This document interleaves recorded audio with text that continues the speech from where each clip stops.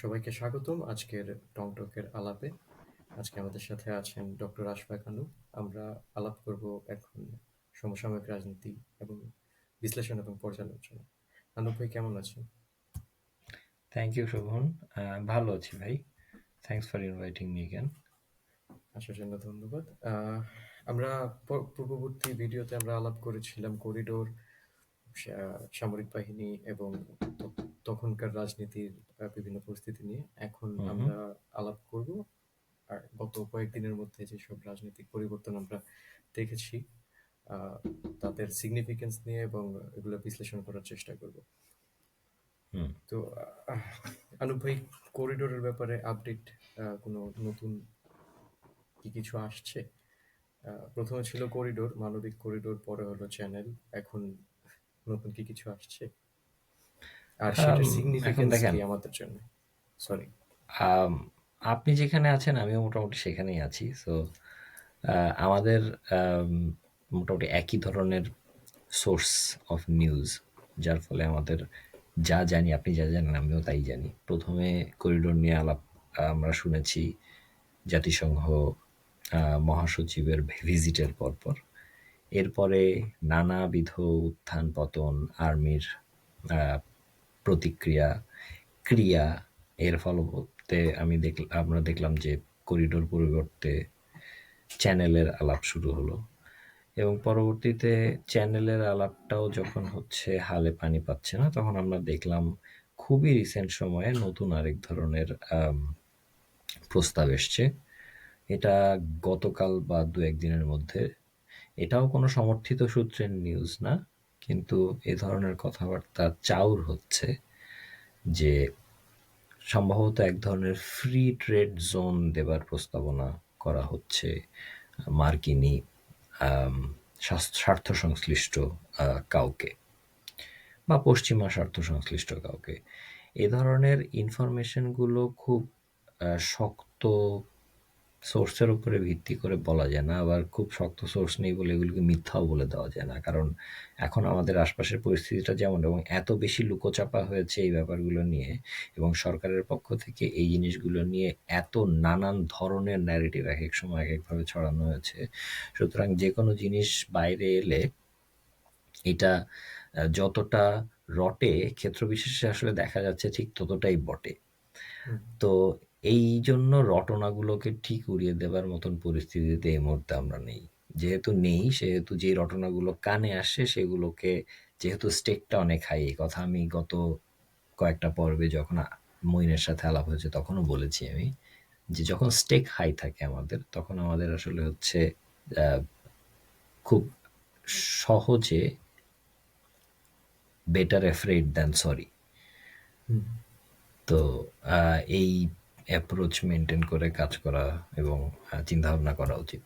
সুতরাং এই যে নতুন যে প্রস্তাবনা ফ্রি ট্রেড জোনের, আমার মনে হয় এটার খুব সমর্থিত সূত্র না থাকলেও, এটা যদি প্রস্তাবিত হয়ে থাকে তাহলে এটা খুব একটা অবিশ্বাসযোগ্য হবে বলে আমার মনে হয় না। সুতরাং আপনি যেটা প্রথমে জিজ্ঞেস করলেন করিডোর ইস্যুর কি আপডেট, আপডেট হচ্ছে এই যে প্রথমত করিডোর ইস্যুটা চাপানোর চেষ্টা করা হয়েছে, সেটা ফেল করেছে। এরপরে সেটাকে চ্যানেল নাম দিয়ে হচ্ছে নতুন করে খাওয়ানোর চেষ্টা করা হয়েছে, সেটা ফেল করেছে। এবং এগুলো যখন ফেল করছে একটার পর একটা, কোনোভাবেই এগুলোকে যখন ইমপ্লিমেন্ট করা যাচ্ছে না, তখন যাদের আগ্রহে এই ইমপ্লিমেন্টেশনগুলো তৈরি করার চেষ্টা করা হচ্ছে, এই ইমপ্লিমেন্টেশনগুলো হচ্ছে বিভিন্নভাবে চাপিয়ে দেওয়ার চেষ্টা করা হচ্ছে, তাদেরকে হচ্ছে বলবো এক ধরনের কম্পেনসেশন হিসেবে নতুন প্রস্তাবনা ফ্রি ট্রেড জোন যদি এসে থাকে, সেটাও খুব আশ্চর্যজনক কিছু না। এক্ষেত্রে একটা জিনিস বলে রাখা ভালো, ফ্রি ট্রেড জোনের ব্যাপারে যেই জায়গাটাকে হচ্ছে আমরা শুনতে পাচ্ছি চুজ করা হতে পারে, সেটা হচ্ছে ওয়ান্স এগেইন সেই শিলখালী রিভার পোর্ট। যেই শিলখালী রিভার পোর্টটাকে করিডোর বা চ্যানেল হলে মূল পোর্ট হিসেবে ব্যবহারের চিন্তাভাবনা হচ্ছিল। সুতরাং কক্সবাজারে এবং হচ্ছে আমাদের আহ, দক্ষিণাঞ্চলে বেশ কয়েকটা আমাদের ইপিজেড থাকা সত্ত্বেও, এবং নতুন নির্মিতব্য বেশ কিছু ট্রেড প্রসেসিং জোন থাকা সত্ত্বেও, এক্সপোর্ট প্রসেসিং জোন থাকা সত্ত্বেও হঠাৎ করে শিলখালির আশেপাশে যদি নতুন করে ট্রেড জোন করবার প্রস্তাবনা এসে থাকে, সেটা নিঃসন্দেহে একটা সন্দেহের উদ্রেক করবে এবং সেই সন্দেহটা বোঝা যাচ্ছে যে খুব একটা অমূলক না এখনো পর্যন্ত। আচ্ছা।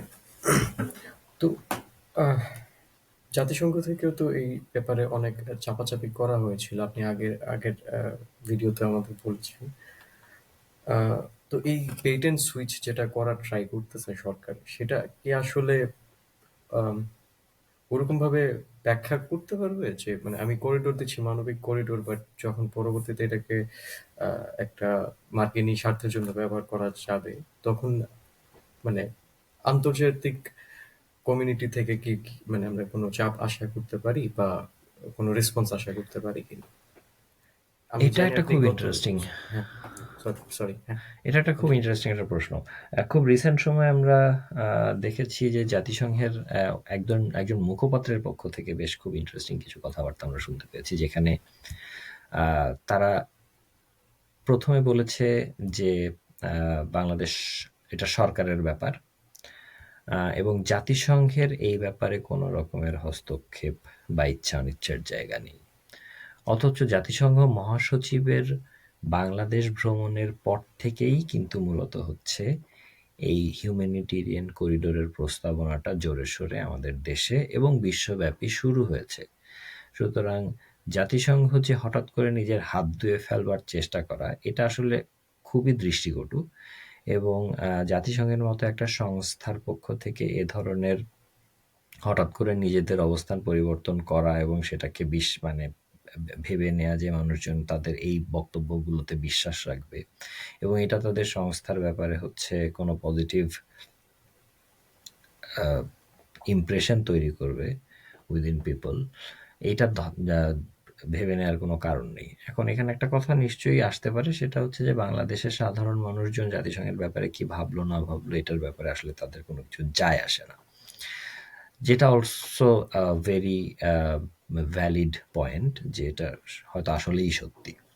তো সেক্ষেত্রে হচ্ছে তাদের সাথে যাদের ডিল, অর্থাৎ বাংলাদেশের রাষ্ট্র ক্ষমতার এই মুহূর্তে নিয়ন্ত্রক যারা, তাদের সাথে ডিলের ব্যাপারে যখন হচ্ছে স্টেক হোল্ডারদের মতামত এবং সেখানে এক ধরনের মতৈক্য তৈরি করবার চেষ্টা, এগুলো ফেইল করেছে। বিশেষ করে স্টেক হোল্ডারদের মধ্যে গুরুতর স্টেক হোল্ডার হচ্ছে গভর্নমেন্ট, পলিটিক্যাল পার্টিগুলো এবং আর্মি।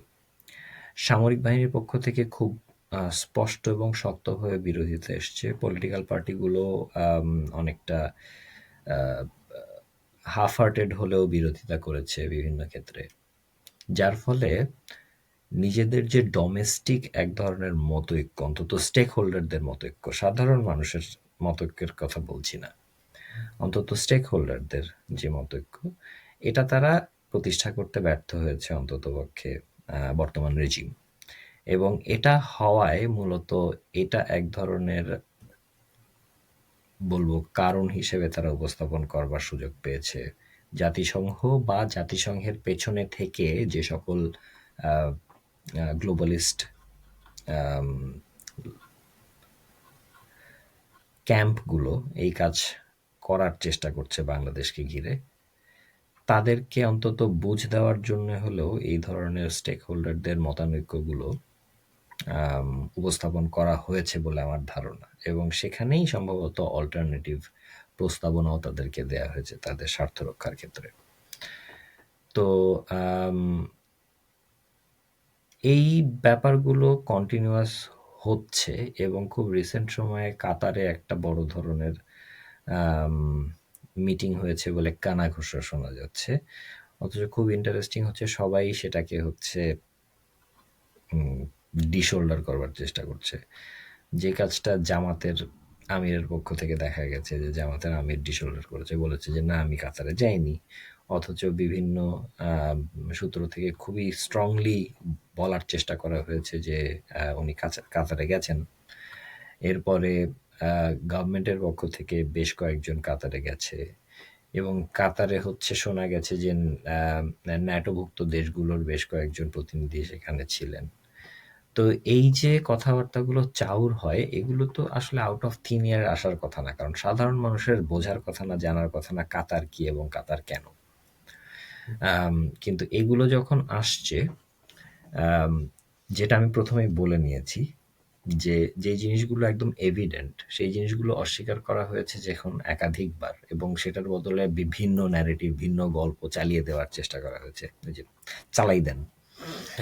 তো সেই সেই চালায় দেওয়ার চেষ্টা যখন করা হলো, তখন আমাদের এইটুকু বুঝতে হবে যে যেসব গুজব ছড়ানো হচ্ছে সেগুলো আসলে গুজব না কতটা হচ্ছে এটার ভেতরে সত্যতা আছে, এই ডিফারেন্সটা আসলে অনেক ব্লার্ড এখন।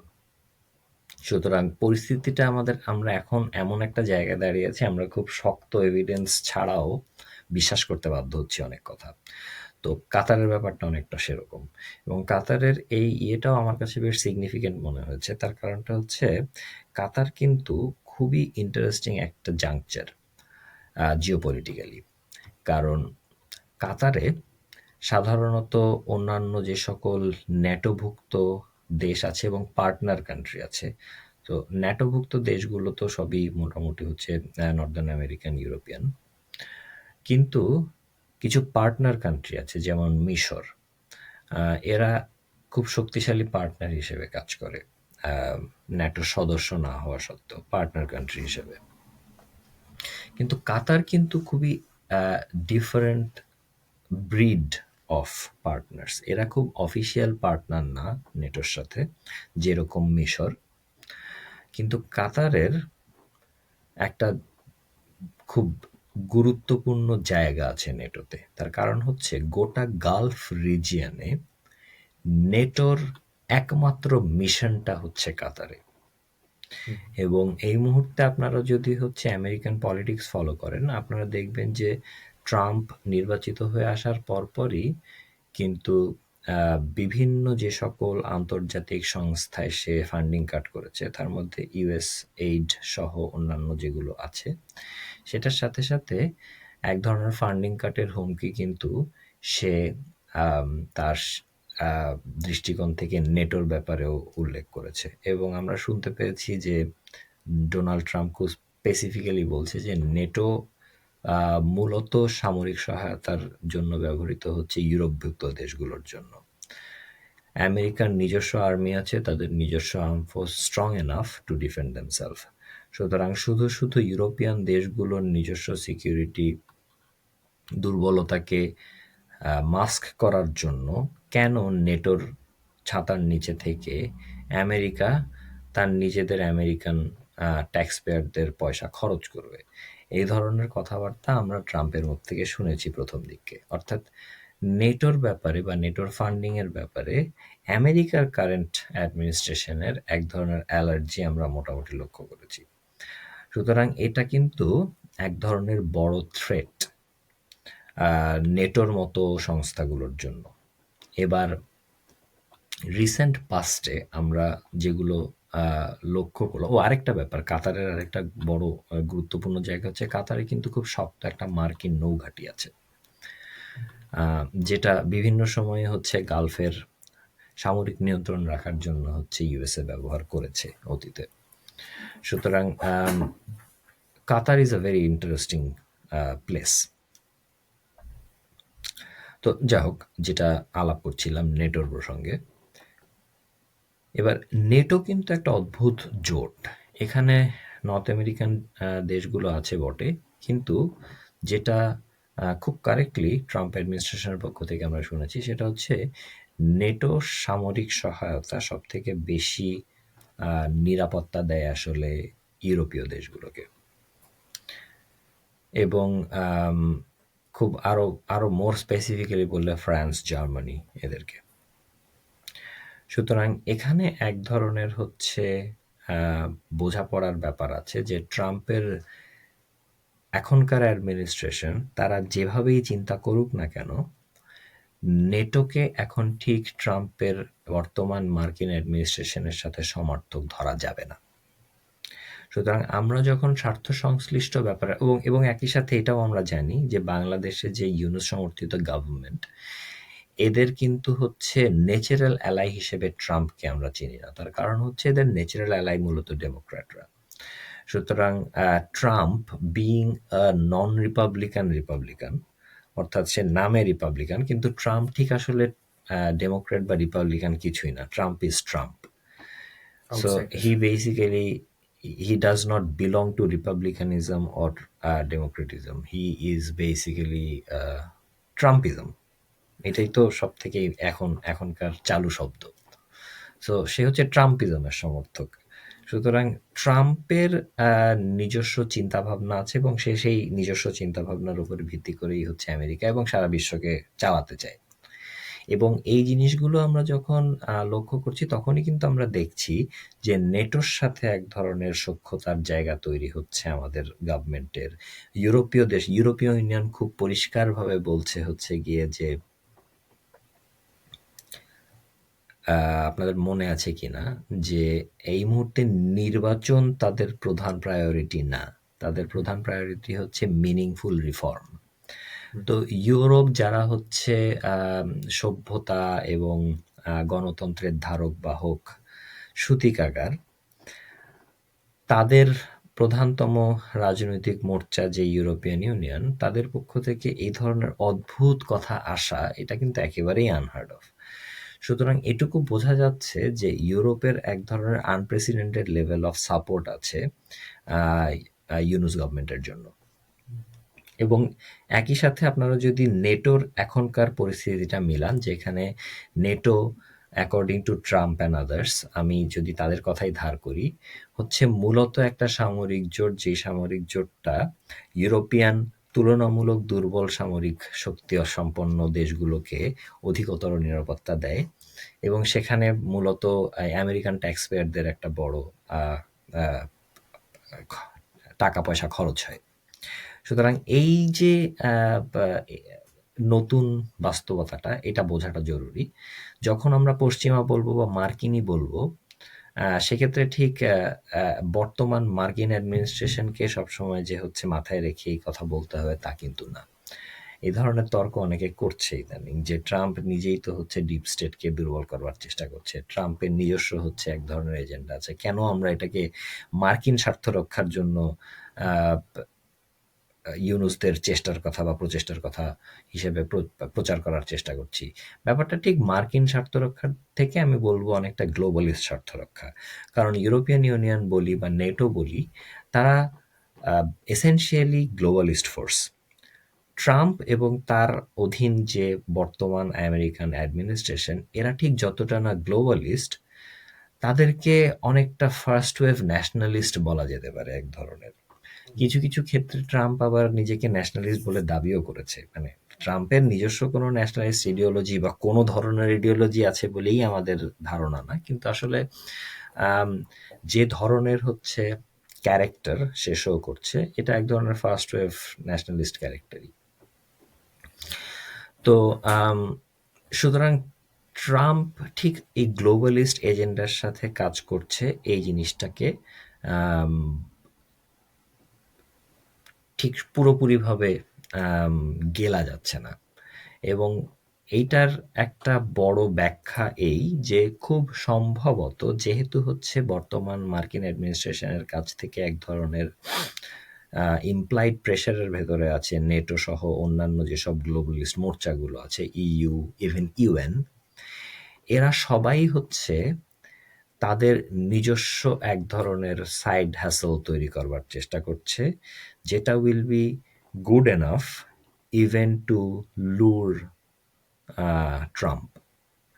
এবং সেখানে একটা বড় জায়গা হচ্ছে চায়না, এবং চায়নার প্রক্সিমিটিতে এমন কিছু করা যার ফলে হচ্ছে ট্রাম্প পর্যন্ত এই ধরনের ইনিশিয়েটিভকে একেবারে ফেলনা হিসেবে ধরবে না। কারণ আমরা এটা মোটামুটি জানি যে চায়নার আহ, সাথে ট্রেড ওয়ারটা হচ্ছে একটা অন্যতম প্রধান লক্ষ্য ট্রাম্পের। এবং ট্রাম্প অন্যান্য তাদের যত জিওপলিটিক্যাল রাইভাল আছে তাদের মধ্যে সবথেকে শক্তভাবে হচ্ছে যার পেছনে লেগেছে সেই দেশটা হচ্ছে চায়না। সুতরাং কোনো একভাবে হচ্ছে গিয়ে যদি এক ধরনের ট্রুস তৈরি করা যায় ট্রাম্পের সাথে, সেই ক্ষেত্র হিসেবে চায়নার প্রক্সিমিটিতে কোনো একটা বড় ধরনের ঘটনা ঘটাতে পারলে সেটা নেটো এবং এসব গ্লোবালিস্ট ফোর্সদের জন্য একটা বড় লাইফলাইন হিসেবে প্রমাণিত হতে পারে। এগুলো যা বললাম এগুলো কিন্তু সবই আমার নিজস্ব বুঝ। এটা আমি কারো উপর চাপিয়ে দিতে চাচ্ছি না। এটা এক ধরনের বলতে পারি থট শেয়ারিং। আপনার যদি এই ব্যাপারে কোনো প্রশ্ন থাকে আপনি করতে পারেন, সন্দেহ প্রকাশ করবার জায়গা থাকলে ডেফিনেটলি। এবং পরবর্তী সময়ে দর্শকরা যারা দেখছেন ওনারা যদি হচ্ছে কোনো প্রশ্ন রাখতে চান, I will be very happy to answer those in my way. হ্যাঁ। এবং এখানে একটা জিনিস আমার মনে হয় আমি মিস করে গেছি, সেটা হচ্ছে যে এই যে একটা নতুন ধরনের মোর্চা যেখানে ইউএন, ইইউ, নেটো এবং ইউরোপভুক্ত দেশগুলোর হচ্ছে এক ধরনের বেশ নির্লজ্জ আমরা সমর্থন দেখতে পাচ্ছি বাংলাদেশের বর্তমান সরকার নিয়ন্ত্রকদের ব্যাপারে, যেটা খুবই অদ্ভুত। কারণ তারা গতকালকে বা গত পরশুদিন ইউএনের পক্ষ থেকে এক মুখপাত্র সে ভদ্রমহিলা বলেছেন যে গ- স- অংশগ্রহণমূলক নির্বাচন মানে শুধুমাত্র সব দলের নির্বাচন না, বরং সব শ্রেণী পেশার মানুষ যদি হচ্ছে অংশগ্রহণ করে সেটা অংশগ্রহণমূলক নির্বাচন। এটা নাকি ইউএনের সংজ্ঞা। কি একটা অদ্ভুত ব্যাপার যে এই আহ, কথা আজকে থেকে ১.৫-২ বছর আগে আমরা শেখ হাসিনার মুখে শুনেছি।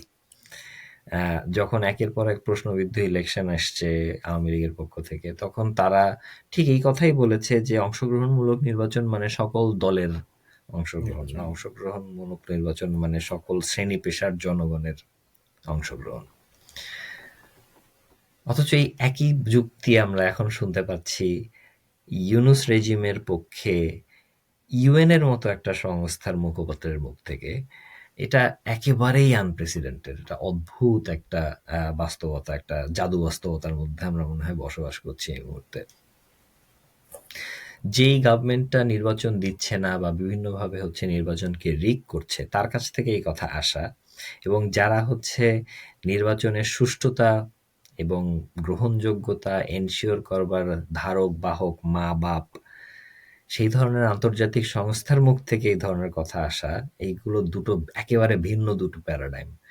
সুতরাং এই জিনিস যখন আমরা দেখছি তখন মোটামুটি নিশ্চিতভাবে বোঝা যাচ্ছে যে এই যে মোর্চাটা একটা নবগঠিত মোর্চা আফটার ট্রাম্প জামানায়, যেখানে সবগুলো গ্লোবালিস্ট সংস্থা, সেটা ইউএন হোক, ইইউ হোক, নেটো হোক এবং ইউরোপের হচ্ছে কম শক্তির এবং বেশি শক্তির দেশগুলো হোক, সবার এক ধরনের অদ্ভুত ঐক্যমত্য আমরা লক্ষ্য করতে পারছি। পশ্চিম Europe, to be more specific, western Europe I am talking about.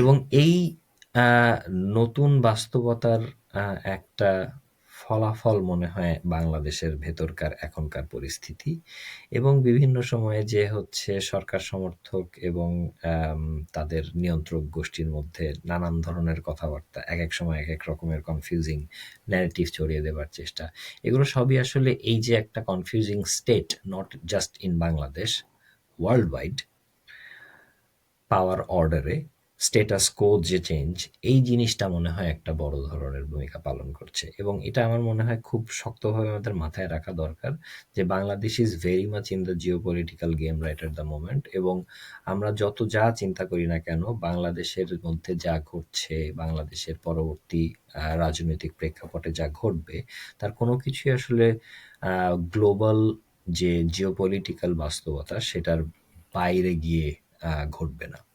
সুতরাং আম, এই এই বুঝটা মনে হয় আমাদের সাধারণ মানুষদের ভেতরে আসাটা খুব জরুরি। আচ্ছা, আপনি যেটা বললেন যে ইউরোপের সাথে, স্পেসিফিক্যালি ওয়েস্টার্ন ইউরোপের সাথে নেটো নিয়ে ট্রাম্পের একটা আহ, টানাপোড়েন চলতেছে সম্পর্কজনিত কারণে। ট্রাম্প আগে বেসিক্যালি বলছে যে নেটো ওইসব দেশের সিকিউরিটি হিসেবে কাজ করতেছে, আমেরিকান ট্যাক্স পেয়ারদের টাকা খরচ করে, যেখানে ওই দেশরা ওই পরিমাণে টাকা ইনভেস্ট করতেছে না নেটোতে, আমেরিকা অনেক বেশি ইনভেস্ট করতেছে। এখানে আরেকটা ব্যাপার আছে। শুধুমাত্র এই ব্যাপারে কিন্তু ট্রাম্প নেটোর উদাহরণ আনেনি। ট্রাম্প কিন্তু একই সাথে ইউএন এর ব্যাপারেও ঠিক একই ধরনের মতামত প্রকাশ করেছে এবং তারা এই হুমকিও দিয়েছে যে দরকার হলে আমরা ইউএনেও আমাদের ইনভেস্টমেন্ট কাট করব। ইউএন, অর্থাৎ ব্যাপারটা ডব্লিউএইচও। শুধুমাত্র নেটো কেন্দ্রিক না। হ্যাঁ, ডাব্লিউএইচও, ইউএন। সুতরাং ট্রাম্পের এই মাইন্ডসেটটাকে বুঝতে হবে একটু, কারণ এই মাইন্ডসেটটা হচ্ছে যে কোনো গ্লোবালিস্ট এজেন্ডা আছে এই ধরনের যে কোনো অর্গানাইজেশন, যে কোনো সংস্থার ক্ষেত্রে applicable. It's not just NATO. তো ওই মানে এই প্রশ্নটা যে আমি করবো, আমি মানে আপনি যেটা বললেন যে ট্রাম্পকে কোনো আহ, ছাঁচে আমরা ফেলতে পারি না, যে রিপাবলিকান ও ডেমোক্র্যাট কোনো ছাঁচে ফেলতে পারি না। ট্রাম্প উম, নিজেই একটা আইডিওলজি। আপনি যেটা বললেন ট্রাম্পিজম। বাট এই কনটেক্সটে যদি আমি আহ, একটা প্রশ্ন করি, মানে এটা বাংলাদেশের সাথে সরাসরি রিলেটেড না, বাট ট্রেড ওয়ারের কারণে আমেরিকান জনগণই কিন্তু ক্ষতিগ্রস্ত হচ্ছে আলটিমেটলি, বিকজ ওরাই হচ্ছে দেয়ার দ্য ওয়ান্স পেইং দ্য বিলস।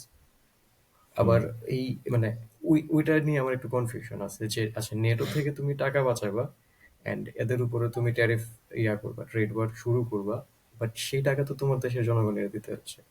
তো এই কারণে রিসেন্টলি আবার হচ্ছে বিভিন্ন জিনিস নিয়ে ট্রাম্পের ইনার ক্যাবিনেটের মধ্যে একটা ঝামেলার কারণে এই ইলন মাস্কের সাথে একটা ফলিং আউট হয়েছে ট্রাম্পের। খুব হ্যাঁ, বাজে এটা খুব বাজে ইন্টারেস্টিং অবস্থা, একটা জিনিস। হ্যাঁ। বাজে অবস্থা হয়ে গেছে। তো আপনার কি মনে হয় যে এই ট্রেড ওয়ারের কারণে যাদের পকেট লাইট হচ্ছে, বা নেটোতে ইনভেস্টমেন্টের কারণে যাদের পকেট লাইট হুম। হচ্ছে, ওদের থেকে ট্রাম্প একটা ব্যাকলাশ পাবে বা এরকম কিছু? প্রশ্নটা বুঝতে পারছেন? ট্রাম্প, হুম, হ্যাঁ, আমি বুঝতে পারছি আপনি কি বলছেন। এটা কিন্তু খুব একটা, বিশেষ করে হচ্ছে ইউএস এর মতো রাষ্ট্র যারা এক ধরনের নিও কলোনিয়াল ইকোনমির উপরে দাঁড়িয়ে, তাদের জন্য কিন্তু হঠাৎ করে হচ্ছে ফার্স্ট ওয়েভ ন্যাশনালিজমে সুইচ করাটা খুব ডিফিকাল্ট। দেখেন, যদি আপনি ইউরোপের মতো শেয়ানা না হন, ইউরোপের ন্যাশনালিজমের বিবর্তনটা যদি আপনি লক্ষ্য করেন, আপনি দেখবেন যে it is very different from how US goat settled up until this point. সেটা হচ্ছে ইউরোপ কিন্তু দীর্ঘ সময় বিভক্ত ছিল সার্বভৌমত্বের ভিত্তিতে। অর্থাৎ ভিন্ন ভিন্ন জাতি, ভিন্ন ভিন্ন জাতিরাষ্ট্র তৈরি করে পরিপূর্ণ সার্বভৌমত্ব ভোগ করেছে একটা দীর্ঘ সময় ধরে। এরপরে তাদের ভেতরে, সার্বভৌম রাষ্ট্রের ভেতরে যা হয় সাধারণত, নিজস্ব প্রতিযোগিতা শুরু হলো, অর্থনৈতিক প্রতিযোগিতা, সামাজিক প্রতিযোগিতা, রাজনৈতিক প্রতিযোগিতা। এই প্রতিযোগিতার খরচ যোগানোর জন্য এলো হচ্ছে এজ অফ এক্সপ্লোরেশন, এবং এজ অফ এক্সপ্লোরেশন কিন্তু শুধুমাত্র একটা ইউরোপীয় নেশন করেনি, সবগুলো ইউরোপীয় নেশন করেছে। এবং সেখানে তাদের যে কন্ট্রিবিউশন, সেটার ফলাফল সরাসরি আমাদের মতো যারা কলোনাইজড হয়েছি তারা ভোগ করেছে আমরা। এবার এই কলোনিগুলোও কিন্তু খুব ইন্টারেস্টিং। যে যখন যায় যেখানে গিয়ে কলোনি প্রতিষ্ঠা করেছে, তারা তাদের মতো করে হচ্ছে সেখানে কলোনি প্রতিষ্ঠা করেছে, তাদের মতো করে হচ্ছে সেখানে এক ধরনের রাজনৈতিক ইনফ্লুয়েন্স তৈরি করবার চেষ্টা করেছে। কিন্তু মোটা দাগে আপনি যদি চিন্তা করেন, সেটা হচ্ছে গিয়ে কে কোন কলোনির দখল রাখবে এটা নিয়েও তাদের নিজেদের ভেতরে হচ্ছে ঝামেলা হয়েছে, যুদ্ধ হয়েছে। ঠিক আছে? এবং আপনি জানেন কিনা জানি না, খুব ইন্টারেস্টিংলি সেটা হচ্ছে গিয়ে পলাশির যুদ্ধে সিরাজউদ্দৌলার পক্ষে কিন্তু ফ্রেঞ্চ ইস্ট ইন্ডিয়া কোম্পানিও যুদ্ধ করেছিল। হুম, হুম। ওরকম কিছু একটা শুনেছি। অর্থাৎ অর্থাৎ তারা নিজেরাও কলোনিস্ট, এবং একই সাথে হচ্ছে ফ্রান্সের কলোনিগুলোর যে দুরবস্থা এবং যে চূড়ান্ত ব্রুটালিটির শিকার হয়েছে ফ্রান্সের বিভিন্ন কলোনিগুলো আফ্রিকাতে, ক্যারিবিয়াতে, এটা মানে ব্রিটিশদের কলোনিগুলোর থেকে কোনো অংশে কম তো নাই, বরং ক্ষেত্রবিশেষে বহুগুণ বেশি ব্রুটাল ফ্রেঞ্চ কলোনিগুলো বা ফ্রেঞ্চ কলোনাইজাররা। সেই ফ্রেঞ্চ কলোনাইজারদের একাংশ আবার হচ্ছে গিয়ে আম, বাংলায়, বাংলার আহ, তৎকালীন নবাবের স্বাধীনতা রক্ষার যে যুদ্ধ, সেই যুদ্ধে নবাবের পক্ষে লড়ছে। কিন্তু তাদের উদ্দেশ্য, লড়ার উদ্দেশ্যটা কিন্তু ঠিক বাংলার স্বাধীনতা রক্ষা না। তাদের লড়ার উদ্দেশ্য হচ্ছে গিয়ে কে কোন কলোনির ওপরে প্রাধান্য প্রতিষ্ঠা করবে সেটা এনশিওর করা। এবার ইউরোপের এই যে একটা ডাইনামিক, ইউরোপ এই যে বৃহৎ আকারে সম্পদ আরোহণ করেছে সারা পৃথিবী থেকে, এইটারই ফলশ্রুতিতে কিন্তু আমরা বিশ্বযুদ্ধগুলো দেখেছি। এটা এই মতামতটা অনেকে না মানতে পারে, কিন্তু ইউরোপের বিশ্বযুদ্ধগুলো মূলত ঠিক যতটা ন্যাশনালিস্টিক, অর্থাৎ ঠিক যেই মুহূর্তে তারা ন্যাশনাল বাউন্ডারি থেকে বেরিয়ে গেল, তারা কলোনি প্রতিষ্ঠা করা শুরু করলো, দে আর অ্যাকচুয়ালি নাও বিকামিং কলোনাইজার্স। এবার আপনি বলতে পারেন তার মানে কি ন্যাশনালিজমের ভেতরেই কলোনাইজেশনের বীজ রোপিত আছে? এটা একটা খুবই ভেজাল্লা প্রশ্ন, কারণ পৃথিবীর সকল ইডিওলজি একটা সময় গিয়ে সাম্রাজ্যবাদে পরিণত হতে পারে, যেটা আমরা দেখেছি সোশ্যালিজমের ক্ষেত্রে, যেটা আমরা এখন দেখছি নিও কলোনিয়ালিজমের ক্ষেত্রে, যেটা আমরা দেখছি নিও লিবারালিজমের ক্ষেত্রে। আবার যে কোনো আইডিওলজি সেই সাম্রাজ্যবাদের পথ ধরে হচ্ছে একসময় কলোনাইজেশন বা উপনিবেশবাদের পর্যবসিত হতে পারে। সুতরাং এটা শুধুমাত্র খুব স্পেশালভাবে জাতীয়তাবাদের একার দোষ না। তো এই দীর্ঘ সময়ে সার্বভৌমত্বের পরে যখন তারা হচ্ছে গিয়ে মনে করছে যে তাদের পক্ষে প্রতিযোগিতামূলকভাবে সার্বভৌমত্ব বজায় রাখা এবং রাষ্ট্র ক্ষমতায় অধিষ্ঠিত থাকা সম্ভব হচ্ছে না, তখন তারা হচ্ছে অতিরিক্ত অর্থ এবং হচ্ছে জনবল এবং হচ্ছে ব্যবসা বাণিজ্যের প্রসারের জন্য ছড়িয়ে পড়ছে সারা পৃথিবীতে। সেটার সূত্র ধরে আসছে কলোনাইজেশন, এবং তারা আবার এই কলোনিগুলো নিজেদের মধ্যে বিভিন্নভাবে ভাগ বাটোয়ারা করে নিচ্ছে। এবার বিশ্বযুদ্ধগুলো কিন্তু আমরা যেটা দেখতে পাচ্ছি সেটা হচ্ছে গিয়ে হচ্ছেই ঠিক যাদের অনেক কলোনি আছে বনাম যারা চায় তাদের কলোনি থাকুক কিন্তু অত খুব একটা বেশি কলোনি নেই তাদের ভেতরে। এবং দুটো বিশ্বযুদ্ধেই জার্মানির অন্যতম দুঃখের কারণ এবং অন্যতম উদ্দেশ্যগুলোর একটা হচ্ছে গিয়ে বিভিন্ন জায়গায় অমুকের কলোনি আছে, ব্রিটিশদের কলোনি আছে, ফ্রেঞ্চদের কলোনি আছে, আমাদের তো নেই, এবার আমাদেরও কলোনি লাগবে। সুতরাং এই যুদ্ধটা বা এই বিশ্বযুদ্ধগুলো একটা সময় গিয়ে ঠিক ভিন্ন ভিন্ন নেশনের থেকে আমি বলবো ভিন্ন ভিন্ন কলোনাইজারদের নিজস্ব স্বার্থের যুদ্ধে পরিণত হয়েছে। এবং একটা সময় এই ভয়াবহ যুদ্ধের কারণে যখন তাদের ভেতরে এক ধরনের বোধোদয় হয়েছে যে না, এইভাবে করে কন্টিনিউ করা সম্ভব না ভাই, চলো ভাই একটা শান্তিপূর্ণ কোনো কিছুতে সেটেল ইন করি, এই পুরোটাই কিন্তু ইউরোপ কেন্দ্রিক হয়েছে। হ্যাঁ, ইউএসএ জড়িত হয়েছে দ্বিতীয় বিশ্বযুদ্ধে, একটা বড় অংশে তাদের অবদানও ছিল, কিন্তু যুদ্ধটা কিন্তু ইউএসএর মূল ভূখণ্ডকে সেভাবে করে স্পর্শ করেনি, যেটা ইউরোপকে করেছে, একদম পুরো দমে করেছে।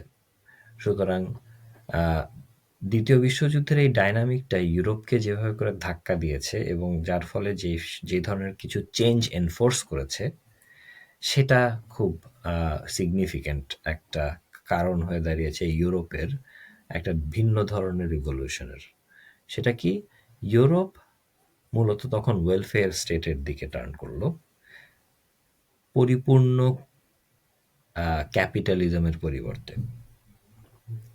এবং যখন ক্যাপিটালিজমকে চেক অ্যান্ড ব্যালেন্সের মাধ্যমে ওয়েলফেয়ার স্টেটের ছাতার নিচে এনে হচ্ছে তারা ব্যবহার করলো, তখন ক্যাপিটালিজমের বিকাশটা একটু ভিন্নভাবে হলো কম্পেয়ার টু ইউএসএ। যেটা বললাম, ইউএসএ কিন্তু হচ্ছে সরাসরি বিশ্বযুদ্ধগুলো দ্বারা এত বিপুলভাবে এত বড়ভাবে হচ্ছে ক্ষতিগ্রস্তও হয়নি এবং প্রভাবিতও হয়নি ভৌগোলিক কারণেই। কারণ ইউএসএ আসলে ভৌগোলিকভাবে এতটা রিমোট, তাদের পক্ষে যে কোনো বড় ধরনের যুদ্ধ, এবং এটা তাদের শক্তিরও জায়গা ইউএসএর। আমি জানি না আপনারা ড্রিমল্যান্ড থিওরি সম্পর্কে আইডিয়া রাখেন কিনা। এই থিওরির প্রবক্তার নামটা আমি ভুলে গেছি, একজন ইনি একজন মার্কিন প্রফেসর। এই ড্রিমল্যান্ড থিওরির একটা বেসিক আন্ডারস্ট্যান্ডিংই হচ্ছে এই যে পৃথিবীর দুটো ভূখণ্ড সবসময় একজন আরেকজনের সাথে হচ্ছে যুদ্ধমান থাকবে, এবং এই দুটো ভূখণ্ডই সরাসরি কোনো বড় ধরনের ইনভেশন দ্বারা ভৌগোলিক কারণবশতই ইনফ্লিক্টেড হবে না। সেই দুটো ভূখণ্ডর একটা হচ্ছে রাশিয়া আর একটা হচ্ছে ইউএসএ, এবং দুটোই আসলে ঠিক ভৌগোলিকভাবেই একে রিমোট, এবং আমেরিকা ঠিক দুর্গম বলবো না, কিন্তু রাশিয়া দুর্গম, যার ফলে হচ্ছে এরা খুব বড় ধরনের ইনভেশনের শিকার হওয়ার সম্ভাবনা এদের জন্য কম। সুতরাং গ্লোবাল পাওয়ার ডায়নামিক্সে সবসময়ই ভৌগোলিক কারণবশতই they will be big players. এটা হচ্ছে রিমল্যান্ড থিওরির বেসিক। আমি রিমল্যান্ড থিওরিটা ছোট করে বললাম আর কি, আমি প্রবক্তার নামটা ভুলে গেছি, প্রফেসর সামথিং, যাই হোক। তো ইউএসের ভৌগোলিক বাস্তবতার কারণেই আসলে হচ্ছে ইউএসএ তাদের মার্কেট ক্যাপিটালিজমটাকে চরমতম পর্যায়ে পৌঁছে দিতে পেরেছে, যেটাতে লাগাম দিতে হয়েছে ইউরোপকে তাদের নিজস্ব বাস্তবতার কারণে। এবং ইউরোপ যেই ওয়েলফেয়ার ইকোনমির প্র্যাকটিস করে, এটা অনেকটা বাধ্য হয়ে করে, যেটা জন্য ইউএসএ করতে বাধ্য না।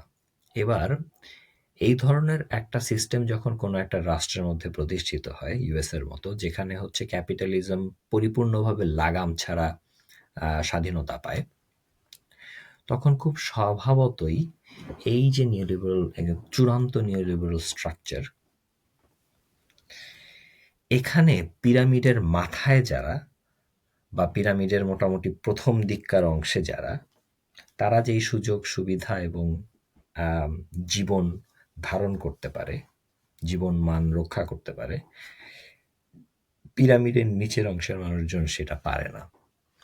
এবং ইউএসের যে তীব্র সোশ্যাল ইনইকুয়ালিটি এবং ক্ষেত্রবিশেষে ইনহিউম্যান সব কাণ্ড কারখানা, বিশেষ করে হেলথ কেয়ারের ক্ষেত্রে, হেলথ কেয়ারটাই সব থেকে বড়, আম, আহ, খাদ্যের ক্ষেত্রে ক্ষেত্রবিশেষে, এটা পৃথিবীর অন্য কোনো দেশে একেবারে আনথিঙ্কেবল, ইভেন বাংলাদেশেও,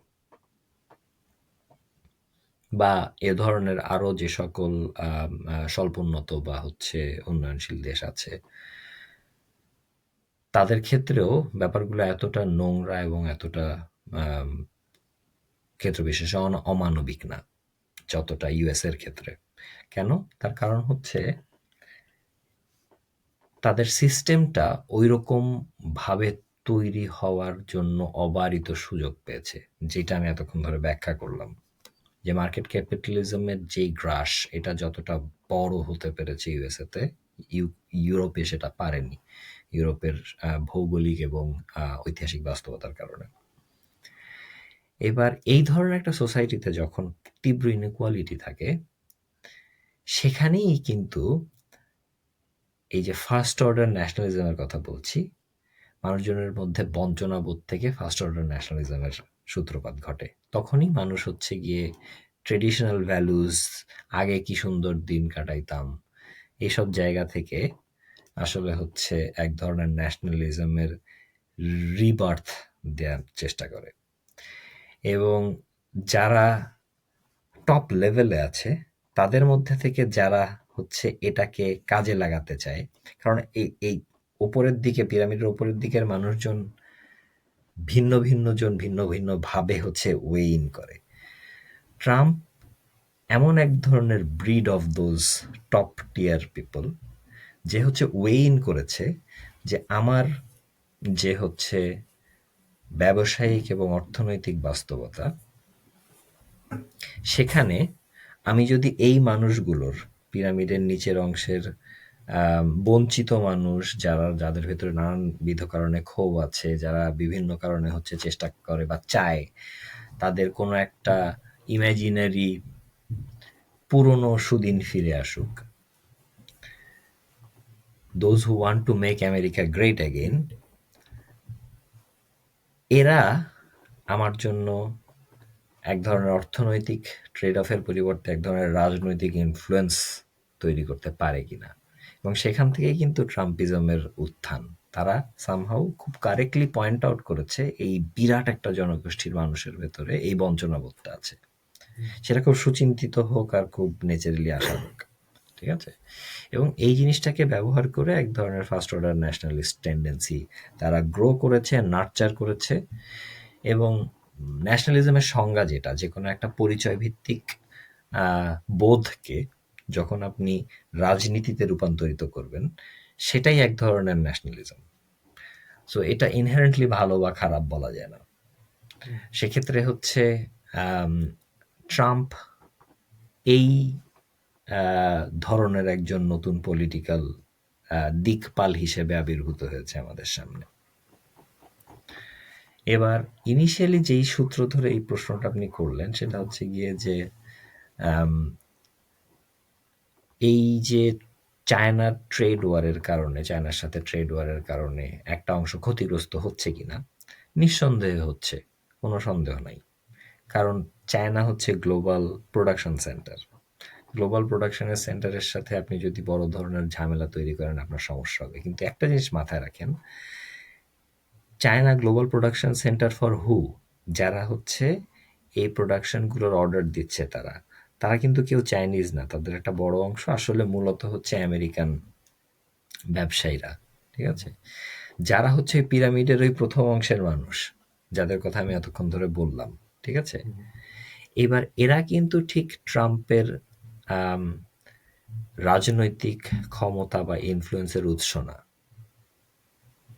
হুম, সুতরাং Trump really don't care that much about what's happening to them because of the trade war.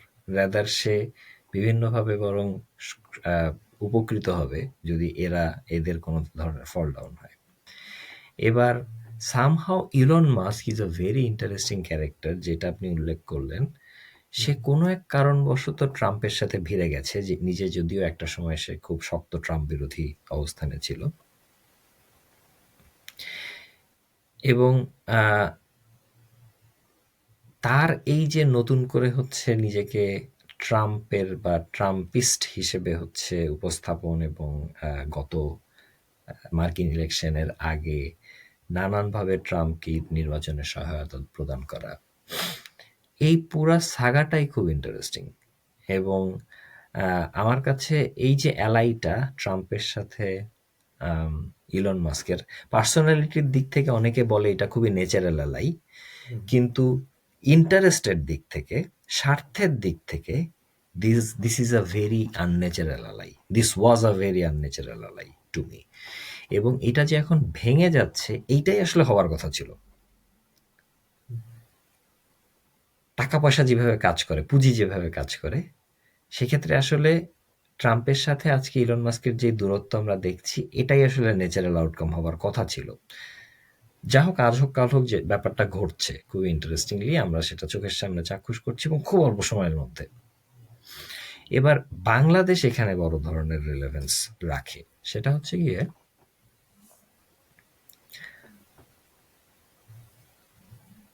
যখনই আমরা দেখতে পেলাম ট্রাম্প আসার পরে আমাদের আওয়ামী সমর্থক ভাই ব্রাদারদের মধ্যে এক ধরনের খুশির হিল্লোল বয়ে গেল, যে ট্রাম্প এবার বুঝি হচ্ছে তাদেরকে আবার ক্ষমতার মসনদে নিজে হাতে ধরে বসিয়ে দেবে।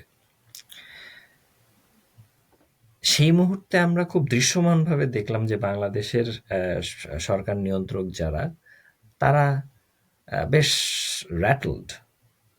এবং বেশ কয়েকটা জায়গায় আমরা দেখলাম মোহাম্মদ ইউনূস সাহেব স্বীকারও করলেন যে হচ্ছে আমেরিকান ইলেকশনের পরে যে পট পরিবর্তন, তার ফলে তারা কিছুটা ঝামেলার মধ্যে পড়েছে। উনি এটা স্বীকারও করেছেন বিভিন্ন জায়গায়। এবং তার পরবর্তীতে আমরা তোড়জোড় দেখতে পেলাম হচ্ছে স্টারলিংক নিয়ে। বাংলাদেশে স্টারলিংক আনা, আম, কোনো একভাবে সেটা ব্যবহার করা, এটাকে অনেকে হচ্ছে এই যে হিউম্যানিটেরিয়ান করিডোর বা হচ্ছে আরাকান আর্মিকে বিভিন্নভাবে হচ্ছে সহায়তা প্রদানের মাধ্যমে বার্মা অ্যাক্টকে নতুন করে হচ্ছে ইরেক্ট করবার যে একটা প্রচেষ্টা, সেটার সাথে মিলিয়ে দেখছে। সেটা হুম, সত্য হতে পারে, মিথ্যা হতে পারে, কিন্তু এটা একটা বেশ শক্তিশালী চাল বলে মনে হয়েছিল, যে ইলনের সূত্র ধরে ট্রাম্পের সাথে এক ধরনের ব্রিজিং তৈরি করা। কিন্তু ইলনের দৃষ্টিকোণ, ট্রাম্পের দৃষ্টিকোণ খুবই ভিন্ন। যেটা আমি বললাম যে পার্সোনালিটির দিক থেকে এদের দুইজনকে একই ধরনের মনে হলেও, ন্যাচারাল টাইপের মনে হলেও, এরা কিন্তু আসলে হচ্ছে ঠিক ন্যাচারাল অ্যালাই না, বরং financially speaking, economically speaking, they're natural rivals. Hmm, তো এবার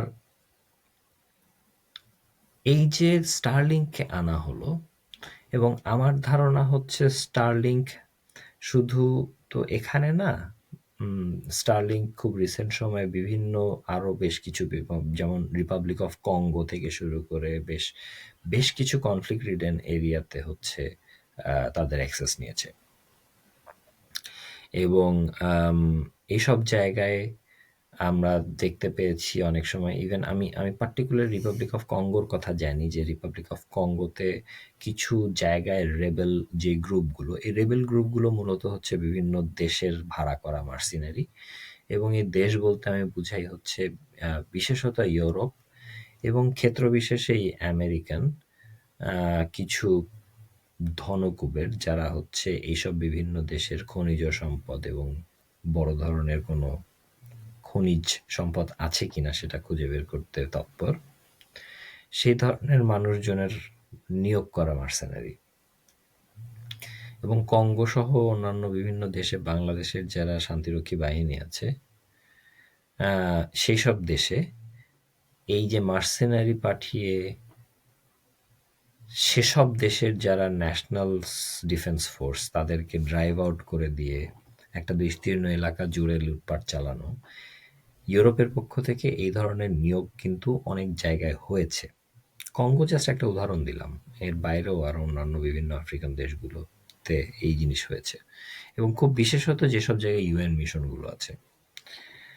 তো ফলশ্রুতিতে এইটা মোটামুটি বোঝা যাচ্ছে যে ইউএন বা গ্লোবালিস্ট লবিগুলো, এগুলোর সাথে ট্রাম্পের স্বার্থটা খুব ইন্টারটুয়াইন্ড।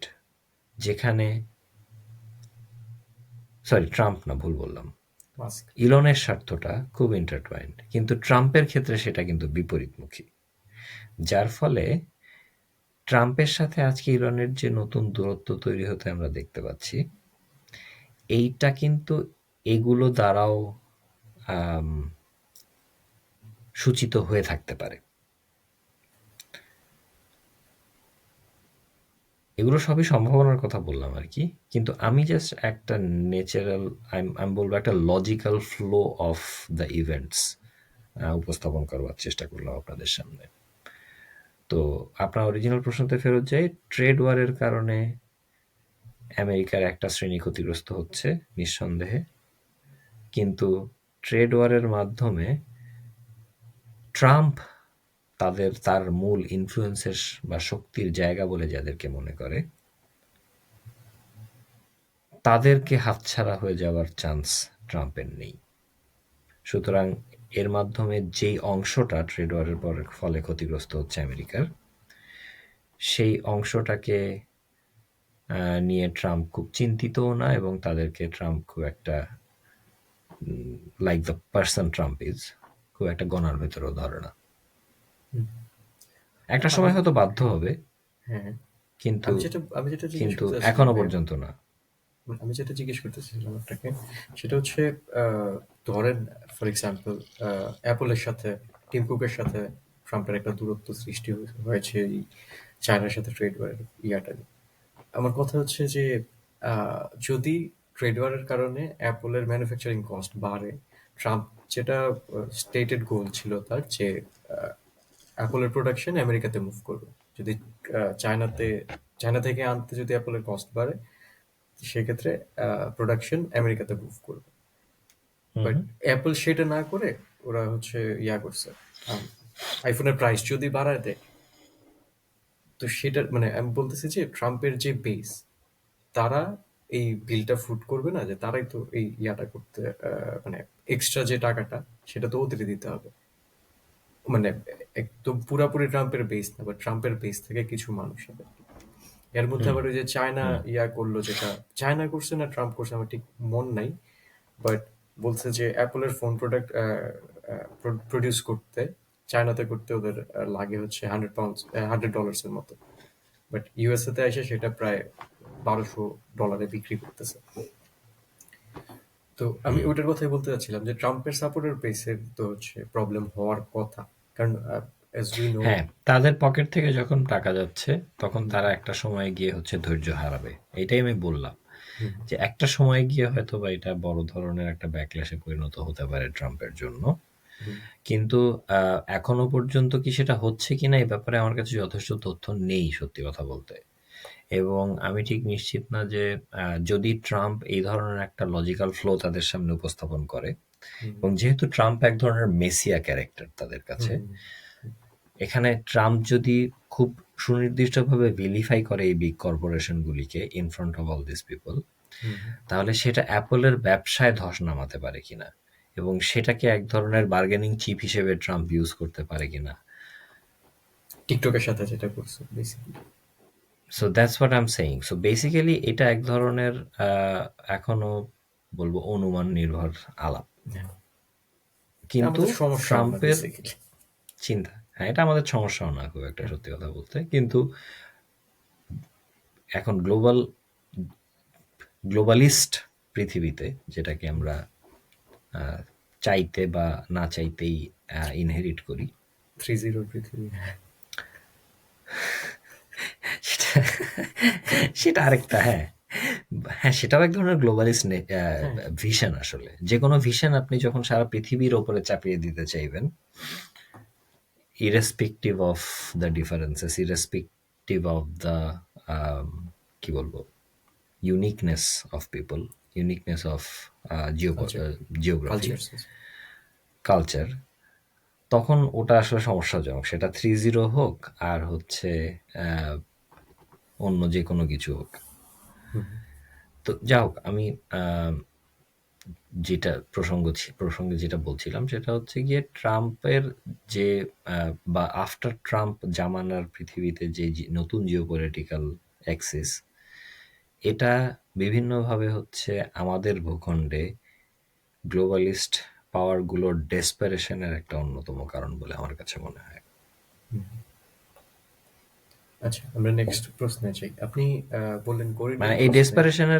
এই ডেসপারেশনের ম্যানিফেস্টেশন গুলো কিন্তু আমরা দেখেছি। এই যে ইউএন এর মতো সংস্থার পক্ষ থেকে অদ্ভুত কথাবার্তা বলা, বা ইউরোপিয়ান ইউনিয়নের মতো সংস্থার পক্ষ থেকে নির্বাচনের নির্বাচন কবে দিবে সেটা নিয়ে এত ইম্পর্টেন্ট চিন্তা ভাবনা আমাদের নাই, সংস্কার আগে হোক। মানে অ্যাজ ইন একজন এনসিপির নেতা এবং একজন ইউএন এর বা ইউরোপিয়ান ইউনিয়নের মুখপাত্র, দুজন যখন এক টোনে কথা বলছে, this this is so ridiculous. Unheard of. আমরা নেক্সট প্রশ্ন চাই, যেটা আপনি বললেন করিডোর প্রশ্নে আমাদের রাজনৈতিক দলগুলোর যে অবস্থান হাফ হার্টেড বিবৃতি দিয়েছে বলে আপনি বললেন। হ্যাঁ, যেটা সত্য। কিন্তু একই সময় আমরা যখন দেখি ইসলামিস্ট গ্রুপ থেকে, স্পেসিফিক্যালি বলতে গেলে এনাতুল্লাহ আব্বাসী, হুম। একদম ক্লিয়ার কাট এগুলা নিয়ে আলাপ করতেছেন। হুম। পরবর্তীতে বিএনপি বিভিন্ন সময়ে এগুলো নিয়ে কথা বলার ট্রাই করছে। তা হুম। বিএনপি কি এখানে অনেক বড় একটা ইনফ্লুয়েন্স হতে পারে কিনা? মানে তাদের যে মোবিলাইজেশন আছে, পাবলিক সাপোর্ট আছে, ওটাতে বড় একটা ফ্যাক্টর হতে পারে কিনা, যে যেটা চাপের কারণে ইউনূস সরকার সরে আসতে হবে এই সিদ্ধান্ত থেকে? বিএনপি নিঃসন্দেহে হতে পারে, বাট প্রশ্ন হচ্ছে বিএনপি আসলে হতে চায় কিনা, বা বিএনপির আমার ওই এটা সেকেন্ড কোয়েশ্চেন ছিল যে, প্র্যাকটিসটা আছে কিনা। সেকেন্ড কোয়েশ্চেন ছিল যে হাফ হার্টেড কেন বলতেছেন, বা ওরা হাফ হার্টেড কেন? হা- আমি আমি আসলে এই আলাপটা কিছুটা গত পর্বেই করেছি। হুম। সেটা হচ্ছে গিয়ে যে বিএনপির অতীত ট্র্যাজেক্টরিটা যদি আমরা দেখি, আমরা দেখেছি যে বিএনপি আসলে more interested in keeping their power. Sovereignty বা হচ্ছে এই ধরনের রাষ্ট্রীয় স্বার্থ সংশ্লিষ্ট ইস্যুতে নিজেদের পাওয়ার বজায় রাখার শর্তে তারা কম বেশি কম্প্রোমাইজ করতে রাজি থাকে। এটার একটা উদাহরণ আমি গত পর্বেই দিয়েছি, এটা আরেকবার সবার জন্য আমি বলি। সেটা হচ্ছে গিয়ে যে 2006 সালে যখন হচ্ছে তত্ত্বাবধায়ক সরকার আসবে কি আসবে না, প্রধান বিচারপতির বয়স বাড়বে কি বাড়বে না, এক্সিস্টিং প্রধান বিচারপতি নতুন করে হচ্ছে তত্ত্বাবধায়ক সরকার প্রধান হবে কি হবে না, এই ধরনের একটা দোলাচল তৈরি করলো বিএনপি গভর্নমেন্ট। এবং সেটা নিয়ে ন্যাচারালি আওয়ামী লীগ এবং অন্যান্য বিরোধী দলগুলো হচ্ছে বেশ শক্ত এক ধরনের বিরোধিতার সম্মুখীন করলো বিএনপিকে। তখন এক ধরনের আন্দোলন দানা বাঁধা এবং এক ধরনের অচলাবস্থা তৈরি হতে শুরু করলো। এবার ওই সময় কিন্তু আবার সাধারণত যখন কোনো বড় ধরনের আন্দোলন দানা বাঁধে এবং অচলাবস্থা তৈরি হয়, সাধারণত বাংলাদেশের ইউরোপিয়ান এম্বাসিগুলি এবং তৎকালীন সময়ে আমেরিকান এম্বাসি খুবই তৎপর হয়ে যায়। এবং তখন তারা বিভিন্ন ধরনের আলাপ আলোচনার আয়োজন করে, বিভিন্ন রাজনৈতিক স্টেক হোল্ডারদের সাথে বসে। এই ধরনেরই একটা বসায় তৎকালীন স্বরাষ্ট্রমন্ত্রী লুৎফুজ্জামান বাবর একজন মার্কিন কূটনীতিককে বলছিলেন যে আপনারা তো মনে করছেন যে একটা সিভিল সোসাইটি রান গভর্নমেন্ট আনবেন যেখানে আপনারা ডক্টর মোহাম্মদ ইউনুসকে প্রধান করতে চান, কিন্তু আমরা মনে করি যে বিএনপির ভেতরে, হ্যাঁ আমরা স্বীকার করি কিছু আবর্জনা আছে, এবং সে নাম উল্লেখ করে বলছে হারিস চৌধুরীর মতো কিছু আবর্জনা, এদেরকে যদি ছেটে টেটে ফেলে বিএনপিকে পরিশুদ্ধ করে যদি আপনারা বিএনপিকেই ক্ষমতায় ধরে রাখেন, তাহলে সেটা মার্কিন স্বার্থ রক্ষার জন্য অনেক বেশি সহযোগী হবে রাদার দেন একটা অনির্বাচিত টেকনোক্র্যাট বা সিভিল সোসাইটি বেসড গভর্নমেন্টকে নিয়ে আসা। এই যে প্রস্তাবনাটা, এটা কিন্তু ডকুমেন্টেড, এবং এই কেবলটা অলরেডি হচ্ছে উইকিলিক্সে অ্যাভেলেবল, আপনারা যদি কেউ চান আমি লিঙ্ক দিতে পারি। অর্থাৎ স্বরাষ্ট্রমন্ত্রী লুৎফুজ্জামান বাবর তৎকালীন সময়ে নিঃসন্দেহে হচ্ছে বিএনপিকে রিপ্রেজেন্ট করে, এবং বিএনপিকে তারা রিপ্রেজেন্ট করছে ইন আ ওয়ে যেখানে সে সরাসরি মার্কিন কূটনীতিকের কাছে বলছে যে তোমরা যদি তোমার স্বার্থ রক্ষা করতে চাও আমাকে রাখো রাদার দেন মোহাম্মদ ইউনুস। অর্থাৎ আপনি এখনো যদি ঘটনাটা ওভাবেই আমি চিন্তা করি, স্বার্থ রক্ষার প্রশ্ন বা গ্লোবালিস্ট স্বার্থ রক্ষার প্রশ্ন যখন আসছে, সেটার বিরোধিতায় বিএনপিকে আমরা দেখতে পাচ্ছি, কিন্তু হাফ হার্টেড এজন্য বলছি, তার কারণটা হচ্ছে গিয়ে যে বিএনপির এই অতীত প্রেসিডেন্স আছে যে তারা এই ধরনের বিদেশি রাষ্ট্রের স্বার্থ রক্ষার জন্য সরাসরি প্রস্তাবনা দিচ্ছে ওভার সাম আনইলেক্টেড গভর্নমেন্ট। কথাটা অনেকটা এরকম যে করিডোর যদি দেই, সার্বভৌমত্ব যদি বিকই, বা নিজের স্বার্থ যদি জড়াজড়ি দেই, সেটা আমরা দিব, তুই দে আর কে। সেটাই। তো সেই জায়গা থেকে এক ধরনের বিরোধিতা নিঃসন্দেহে আছে, কিন্তু খুব জেনুইন বিরোধিতাও থাকতে পারে। এবং সেটা থাকা খুব যে অস্বাভাবিক তা না। শত হোক, বিএনপি তো আসলে একটা হোম গ্রোন পলিটিক্যাল পার্টি, তার ভেতরে হচ্ছে দেশের মানুষই কাজ করে, তাদেরকে খুব ক্ষুদ্র হলেও আসলে মানুষের চিন্তাভাবনাকে ধারণ করতে পারতে হয়, বুঝতে পারতে হয়।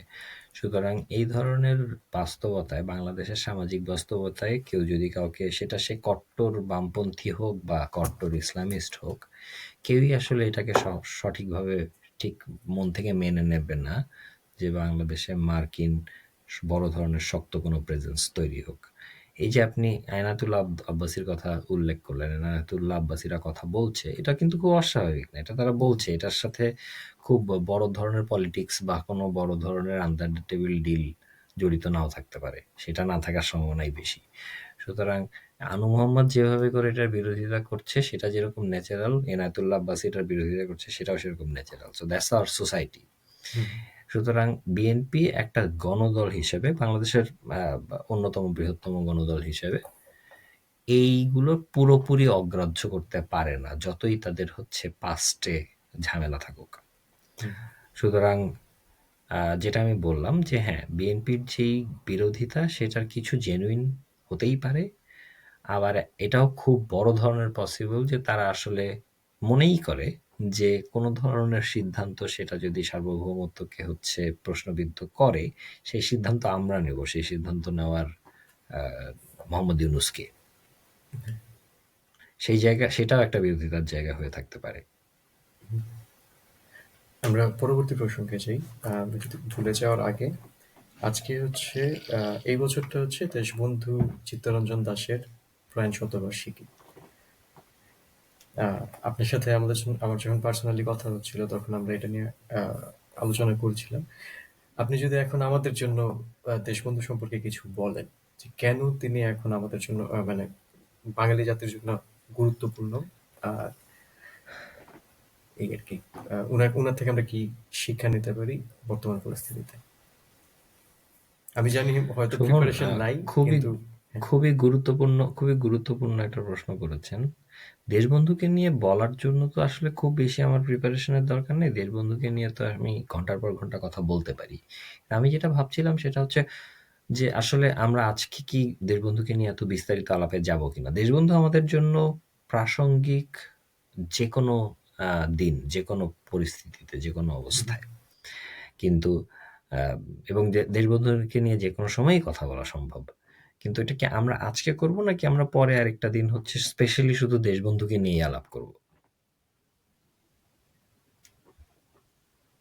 আমরা উল্লেখ করে রাখলাম, আহ, কারণ হচ্ছে আমরা পরবর্তীতে হ্যাঁ, এটা নিয়ে কথা বলবো। এটা 16ই জুন, তাই না? তার মানে ষোলোই হচ্ছে জুন, এই আগামী 10 দিনের মধ্যে, 10 দিনের দিন মধ্যে। পরে আহ, দেশবন্ধু চিত্তরঞ্জন দাশের বাঙালি জাতীয়তাবাদী রাজনীতিক এবং হচ্ছে আম, একজন জাতীয়তাবাদী ভিশনারি, যাকে আমি ব্যক্তিগতভাবে মনে করি আধুনিক বাঙালি জাতীয়তাবাদের জনক। হুম, এবং আধুনিক বাঙালি জাতীয়তাবাদের জনক এই জন্য বলছি, তার কারণটা হচ্ছে যেসব থিওরিটিক্যাল আন্ডারস্ট্যান্ডিং এবং পলিটিক্যাল অ্যাক্টিভিজম জাতীয়তাবাদের জন্য করতে হয়, বাঙালিকে ঘিরে সেই জাতীয়তাবাদী অ্যাক্টিভিজমটা পলিটিক্যালি এবং ইন্টেলেকচুয়ালি সবার আগে করেছেন হচ্ছে আহ, দেশবন্ধু। দেশবন্ধু চিত্তরঞ্জন দাশ আধুনিক সময়ে। এবার আধুনিক বাঙালি জাতীয়তাবাদ বললে তখন একটা ন্যাচারাল প্রশ্ন চলে আসতে পারে যে হচ্ছে তার মানে কি কোনো প্রাচীন বাঙালি জাতীয়তাবাদ আছে কিনা। এটা যদি আরেকটা অন্য ধরনের থিওরিটিক্যাল প্রশ্ন। এটা আমি ছোট করে বলে রাখতে পারি, সেটা হচ্ছে যে বাঙালি তো একটা পরিচয়। একটা পরিচয় থাকা মানেই কিন্তু সেই পরিচয়ের ভিত্তিতে যে হচ্ছে একটা রাষ্ট্র গঠন বা এক ধরনের রাষ্ট্র চেতনা বা এক ধরনের জাতি চেতনা তৈরি হবে, এমনটা না। বরং আপনার যখন একটা পরিচয় থাকে, সেই পরিচয়টাকে যখন পলিটিক্যালি সিগনিফিক্যান্ট করে তোলা হয়, তখনই সেটা জাতীয়তাবাদ, তার আগে না। এবং যখন এই পলিটিক্যাল সিগনিফিক্যান্সটা আপনার পরিচয়কে আম, রাজনীতির কেন্দ্রবিন্দুতে এবং মূল সূত্রে পরিণত করে, তখন সেটা জাতীয়তাবাদ। এবং আপনি আপনার পরিচয়টা বা আপনার গোষ্ঠীগত পরিচয় বা আপনার জাতগত পরিচয়, আপনার নৃগোষ্ঠীগত পরিচয়, এগুলো জাতিতে পরিণত হয় যখন জাতীয়তাবাদের মাধ্যমে একটা জাতি গঠন প্রক্রিয়ার আন্ডারে এনে আপনার ভেতরে ওই পরিচয় বোধের পুনর্জন্ম দেওয়া হয়। তখন সেটা হচ্ছে জাতি। একজন মানুষ নৃগোষ্ঠীগতভাবে বাঙালি, ঠিক আছে? এবার সেই মানুষটার নৃগোষ্ঠীগত বাঙালি পরিচয়টাকে যখন ব্যবহার করে একটা রাজনৈতিক উদ্দেশ্য পূরণ করবার চেষ্টা করা হবে, তখন সেটা হবে হচ্ছে জাতীয়তাবাদ। এবং এর আগে পর্যন্ত বাঙালি ছিল হচ্ছে নৃগোষ্ঠীগত পরিচয়। কিন্তু যেই মুহূর্তে বাঙালি জাতীয়তাবাদের মাধ্যমে নতুন করে কারো মধ্যে বাঙালি জাতিত্বের অনুভূতি তৈরি করা হবে, তখন সেই বাঙালি জাতি পরিচয়টা হচ্ছে জাতি পরিচয়, সেটা নৃগোষ্ঠিক পরিচয় না। তো প্রাচীনকালে আমরা এই প্রবণতা বাঙালি বলে পরিচিত যে নৃগোষ্ঠী বা বাঙালি বলে পরিচিত যেই মানব গোষ্ঠী, তাদের ভেতরে হতে দেখেছি। সুতরাং জাতীয়তাবাদের আধুনিক সংজ্ঞাতেই জাতীয়তাবাদের যে গঠন, সেই গাঠনিক প্রক্রিয়ার ভেতর থেকে বাঙালি জাতি এর আগে গেছে। সুতরাং প্রাচীন বাঙালি জাতীয়তাবাদ আসলে এক্সিস্ট করে। সেটা জাতীয়তাবাদ নামে না থাকতে পারে, কিন্তু ঠিক এক্স্যাক্টলি একই প্রক্রিয়া মেনে হচ্ছে আম, এক ধরনের পরিচয় বোধ বাঙালির ভেতরে তৈরি করা হয়েছে। এবং যেহেতু এটা হয়েছে, সেহেতু প্রাচীন বাঙালি জাতীয়তাবাদ এবং সেই প্রাচীন বাঙালি জাতীয়তাবাদের প্রবক্তাগণও আছেন, এবং এই কারণে আমি দেশবন্ধু চিত্তরঞ্জন দাশকে আধুনিক বাঙালি জাতীয়তাবাদের প্রবক্তা বলে মনে করি। ইন্টারেস্টিং। আমরা এটা নিয়ে পরবর্তী পর্বে আমরা আলাপ করবো আপনার সাথে অবশ্যই। 16 তারিখের আগে চেষ্টা করবো আমরা এটা ইয়ে করার। আম, বাঙালি জাতীয়তাবাদের কথা আসায় মাথায় আরেকটা জিনিস আসলো। খুব সম্প্রতি 2 দিনের মধ্যে জাতীয় মুক্তিযোদ্ধা কাউন্সিল মুজিব বাহিনীকে মুক্তিযোদ্ধাদের তালিকা থেকে বাদ দিয়েছে এবং আরো অনেক ঘটনা ঘটিয়েছে হুম, যেগুলা হুম, আমাদের কাছে স্বাভাবিক মনে হয়নি। হুম। এই ব্যাপারে আপনি আহ, কিছু বলবেন আমাদের? মানে হ্যাঁ, বাঙালি জাতীয়তাবাদের প্রসঙ্গ আসলে মুক্তিযুদ্ধের প্রসঙ্গ আসাটা খুব স্বাভাবিক। কারণ মুক্তিযুদ্ধ সম্ভবত বাঙালি জাতীয়তাবাদ ভিত্তিক একমাত্র সশস্ত্র সংগ্রাম। সো ফার আমি বলতে পারি বাঙালি জাতীয়তাবাদ ভিত্তিক একমাত্র সশস্ত্র সংগ্রাম বলা যায় কিনা জানি না, অন্তত আধুনিক সময়ে একমাত্র সশস্ত্র সংগ্রাম, এবং যেটার মাধ্যমে আমরা বাঙালি জাতীয়তাবাদের এ যাবৎকালের সব থেকে স্মরণীয়তম আধুনিক আউটকাম বাংলাদেশ রাষ্ট্র এবং সার্বভৌম বাংলাদেশ রাষ্ট্র সেটার জন্ম আহ, দান করতে পেরেছি। জাতি হিসেবে এটা আমাদের বৃহত্তম অর্জন। এবার মুক্তিযুদ্ধের ব্যাপারে নানান ধরনের রিভিশনিস্ট প্রচেষ্টা কিন্তু আমরা এই নতুন রেজিম আসার পর থেকেই দেখতে পাচ্ছি, এবং সেটা শুধু মুক্তিযুদ্ধ ঘিরে না, মুক্তিযুদ্ধ এবং মুক্তিযুদ্ধের সাথে সামঞ্জস্যপূর্ণ অন্যান্য যা কিছু জাতীয় সঙ্গীত, জাতীয় নেতা এবং এই রিলেটেড আরো যত রকমের হচ্ছে ইতিহাস, আমরা এতদিন যেগুলোকে হচ্ছে অবিসংবাদিত বলে মনে করতাম, সেগুলো যে আসলে বিসংবাদিত, এটাকে হচ্ছে আমাদের চোখের সামনে বেশ জোর করে তুলে ধরবার একটা প্রচেষ্টা আমরা একদম সেই জুলাই অগাস্ট বলবো না, অগাস্টের মিড থেকেই দেখতে পাচ্ছি। এবার জুলাইতে তো ওরা ছিল মুক্তিযুদ্ধের পক্ষের শক্তি, হুম, বঙ্গবন্ধুর তো বাংলায় বসুমতী। এখন এই যে রিভিশনিস্ট টেন্ডেন্সি, এই রিভিশনিস্ট টেন্ডেন্সিটা কিন্তু আহ, নিয়ে একটা খুব গুরুত্বপূর্ণ আলাপ আছে ডক্টর নেওমি ক্লাইনের। এই নেওমি ক্লাইন হচ্ছে একটা খুবই বিখ্যাত বইয়ের লেখিকা। ওনার বইটার নামটা হচ্ছে the shock doctrine. The shock ডক্ট্রিনে নেওমি ক্লাইন বলছেন যে মানুষকে যখন শক থেরাপি দেওয়া হয়, উনি মূলত হচ্ছে পুরা বইটাতে একটা খুব গুরুত্বপূর্ণ ঐতিহাসিক ঘটনাকে কেন্দ্র করে ওনার বইটা লেখা, এবং সেই ঘটনাটা হচ্ছে মূলত কিউবাতে, সরি ভুল বললাম, কিউবাতে না, চিলিতে, দক্ষিণ আমেরিকার যে গণতান্ত্রিকভাবে নির্বাচিত সোশ্যালিস্ট লিডার সালভাদর আলেন্দে, তার সমাজতান্ত্রিক চিন্তাধারা যে সরকার, সেই সরকারকে টপল করে সিআইএ ব্যাকড একটা নতুন সামরিক সরকারের ক্ষমতা গ্রহণ, এবং সেই সামরিক সরকারের হাত ধরে ইউএস ট্রেন্ড বিভিন্ন ইকোনমিস্ট, একটা range of US trend economics, যাদের ব্যাপারে আমি গত পর্বে আপনাদেরকে বলেছিলাম, সেটা হচ্ছে শিকাগো বয়েজ। এই শিকাগো বয়েজরা যে ধরনের ইকোনমিক শক থেরাপি দেওয়ার চেষ্টা করেছে মানুষকে, সেটার উপরে ভিত্তি করে মূলত হচ্ছে এই বইটা লেখা, শক ডক্ট্রিন। এবার এই ইকোনমিক শক থেরাপি কিভাবে কাজ করে এইটা বোঝাবার জন্য কিন্তু নাওমি ক্লাইন শরণাপন্ন হচ্ছে ফিজিক্যাল শক থেরাপি কিভাবে কাজ করে সেটার উপরে আহ, আহ, জানার জন্য। এবার ফিজিক্যাল শক থেরাপির একটা অন্যতম প্রধান, এবং ফিজিক্যাল শক থেরাপির খুব আশ্চর্য হবেন আপনারা, শক থেরাপি বলে যে চিকিৎসা পদ্ধতির এক ধরনের প্রচলন তো করা হয়েছিল, এটাও কিন্তু হচ্ছে মূলত সিআইএ প্রজেক্ট। এবং নেওমি ক্লাইন ওনার বইতে দেখাচ্ছেন যে একজন মানুষকে শক থেরাপি দেওয়ার মাধ্যমে একটা ভিন্ন মানুষে পরিণত করা, তাকে দিয়ে এমন কিছু করিয়ে নেয়া যেটা এই মানুষটার পক্ষে করার কথা না, সেটা করানো সম্ভব। এবং শক থেরাপি দেওয়ার একটা অন্যতম প্রধান উপায় হচ্ছে মানুষকে তার এক্সিস্টিং মেমোরি ইরেজ করে দিয়ে সেটাকে নতুন মেমোরি দ্বারা প্রতিস্থাপিত করা। এবং পরবর্তী সময়ে হচ্ছে শক থেরাপির যে এই প্রভিশনগুলো, এগুলোকে হচ্ছে পরিপূর্ণভাবে নিষিদ্ধ ঘোষণা করা হয়েছে এবং এই রিলেটেড এক্সপেরিমেন্টেশন যেসব সায়েন্টিস্টরা জড়িত ছিল এবং সিআই এর এই প্রজেক্টটা, এগুলো নিয়ে খুব বড় ধরনের হচ্ছে কেলেঙ্কারি হয়েছে। এবং সেখান থেকে যারা, এবং বড় ধরনের আন্দোলনও হয়েছে ইউএসএতে এগুলো নিয়ে।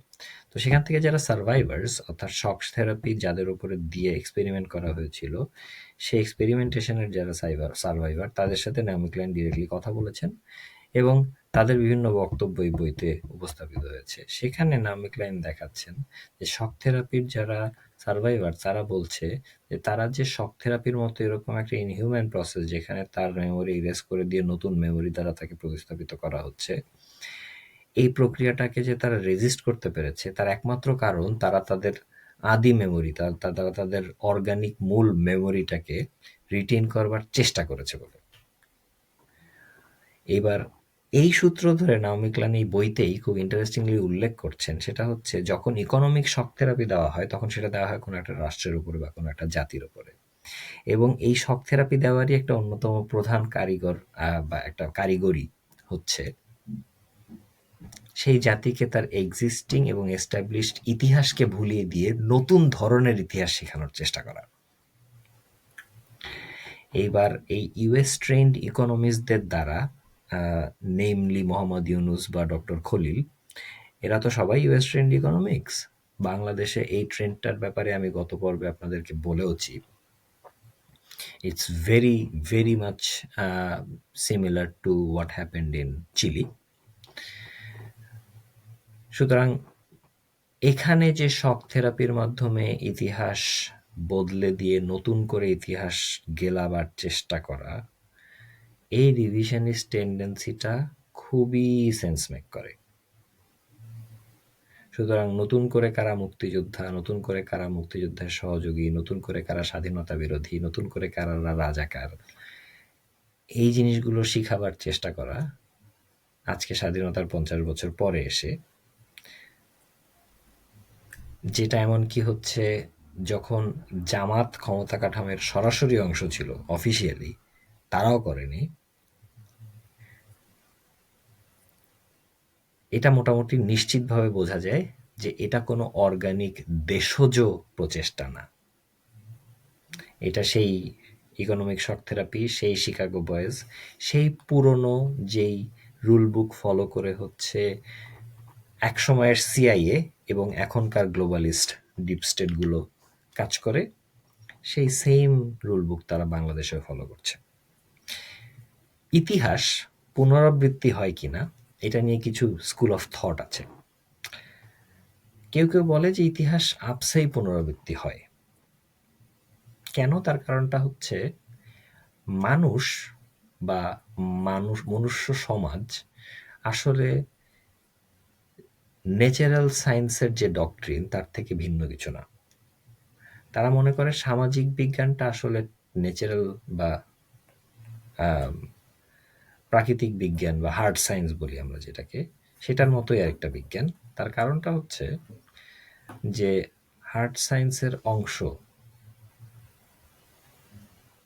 প্রকৃতি এবং প্রকৃতির অংশ মানুষ, এবং সেই মানুষ দ্বারা গঠিত যখন হয় একটা সমাজ, তখন সেটাও কোনোভাবেই ঠিক হার্ড সায়েন্সের অংশের বাইরে না। এটা একটা খুবই বিতর্কিত চিন্তাধারা, কিন্তু স্কুল অফ থটটা আছে।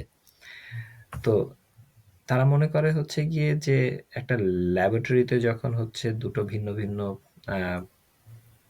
পদার্থকে হচ্ছে বিক্রিয়া করানো হয়, তখন মোটামুটি যদি সব ধরনের কন্ডিশন সিমিলার থাকে, তাহলে দুটো পেট্রি ডিশে আপনি যেরকম একই ধরনের রেজাল্ট রেপ্লিকেট করতে পারবেন, ঠিক একইভাবে যখন একই ধরনের প্যারামিটার্স কোনো জায়গায় মেইনটেইনড হবে, তখন একই ধরনের আউটকাম আপনি দেখতে পাবেন।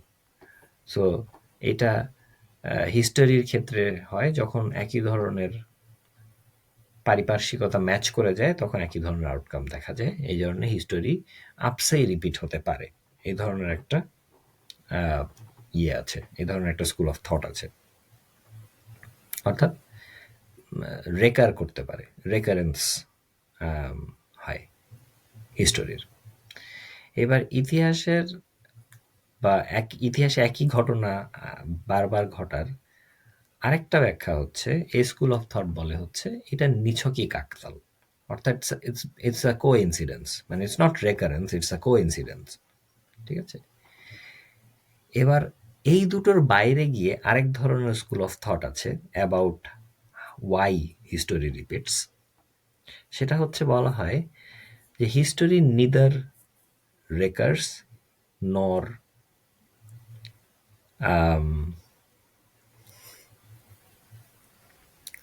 কি বলবো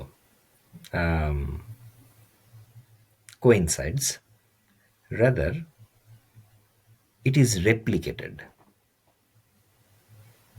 অর্থাৎ কোনো একটা পারিপার্শ্বিকতায় কোনো একটা কিছু ঘটেছে, কিভাবে করে ঘটেছে সেই ব্যাপারটাকে স্টাডি করে ঠিক একই ধরনের বাস্তবতা অন্য কোনো একটা জায়গায় সৃষ্টি করার মাধ্যমে ইতিহাসের পুনরাবৃত্তি করা, সেটা হচ্ছে রেপ্লিকেশন।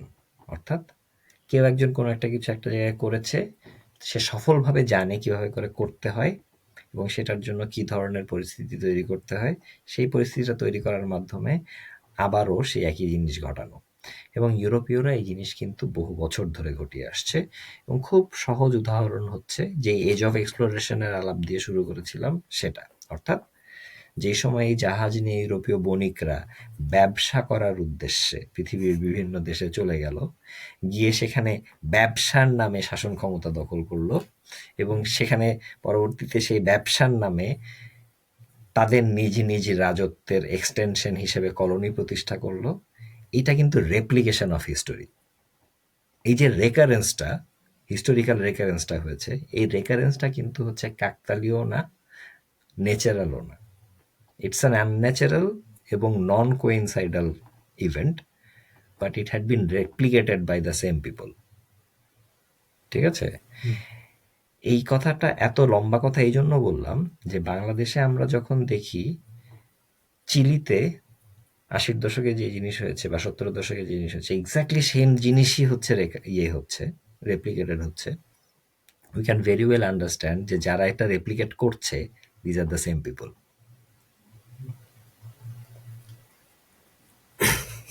ইন্টারেস্টিং। ঠিক আছে। সো সো আমি এই যে এত এত লম্বা আলাপ করলাম মূলত এটা বোঝানোর জন্য যে এই যে ইতিহাস ভুলিয়ে দেওয়ার চেষ্টা করা, এটা চিলির জন্য হয়েছে, বাংলাদেশের জন্য হচ্ছে।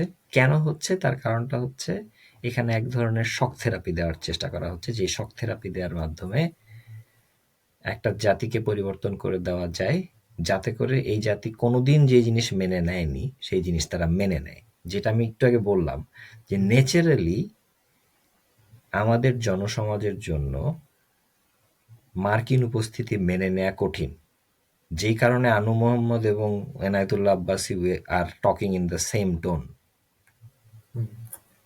ঠিক আছে। তাদের নিজস্ব নিজস্ব ভিন্ন ভিন্ন থিওরিটিক্যাল ব্যাখ্যা থাকতে পারে, বিশ্লেষণ থাকতে পারে, কিন্তু আসলে তারা একই কথা বলছে, কারণ এই সমষ্টিটা এভাবেই চিন্তা করবার কথা। কিন্তু তাদেরকে কিভাবে চেঞ্জ করা যায়, সেই চেঞ্জ করার জন্য দরকার হচ্ছে তাদেরকে একটা শক থেরাপি দিয়ে তাদের পূর্বতন মেমোরিটা ইরেজ করে নতুন মেমোরি, নতুন রিভাইসড মেমোরি তাদের ভেতরে প্রবেশ করানো। এবং দিস ইজ হোয়াটস এক্স্যাক্টলি বিন ডান। সুতরাং এই যে জামুকার নতুন এটা আসলে ঠিক এই অগাস্টের থেকে শুরু করে আজকে পর্যন্ত আমরা যা দেখেছি সেগুলিরই একটা mere continuation. It is nothing new. এবং এটার ইউএসওকে এটার এটার বিপক্ষে একমাত্র একমাত্র একমাত্র প্রতিরোধ হচ্ছে ওই যে যেই মহিলার কথা বললাম বা যেই সার্ভাইভারদের কথা বললাম, যারা পার্সোনালি তাদের ফিজিক্যাল শক থেরাপিটাকে ওভারকাম করার জন্য they actually held on to their own memory. Exactly সেটাই আমাদের করতে হবে। আমাদেরকে যদি এই ওভারঅল এই ইকোনমিক বা নেশন ওয়াইড শক থেরাপি থেকে বেঁচে ফিরতে হয়, তাহলে we will have to hold on to our established history. ইউএসএতে অ্যান্টি ট্রাম্প যে ফ্যাকশনটা আছে, ট্রাম্পের বিভিন্ন মানে লিবারাল যে ফ্যাকশনটা আছে, ট্রাম্পের বিভিন্ন মুভ, বিভিন্ন লেজিসলেশনের এগেনস্টে ওদের একটা ইয়ে আছে, একটা স্লোগান টাইপের আছে, দিস ইজ নট নর্মাল। যেটা হইতেছে আপনি যেটা বললেন, হুম, আমি বাংলাদেশে মার্কিন presence, this is not normal. Hmm, এটার কারণেই ইটস একই নট সাথে, নর্মাল। হ্যাঁ, একই সাথে আনু মোহাম্মদ, এনাতুল্লাহ আব্বাসী, দুজন যারা হচ্ছে মানে ফিলোসফিক্যালি, আইডিওলজিক্যালি দুই ডিফারেন্ট পোলের মানুষ, দুজন একসাথেই বলতেছে না দিস ইজ নট নর্মাল। ওটার হুম, নর্মালাইজেশন করার জন্য আপনি বলছেন যে শক থেরাপি ইউজ করছে হুম, আমাদের উপরে, and which hmm. Makes sense.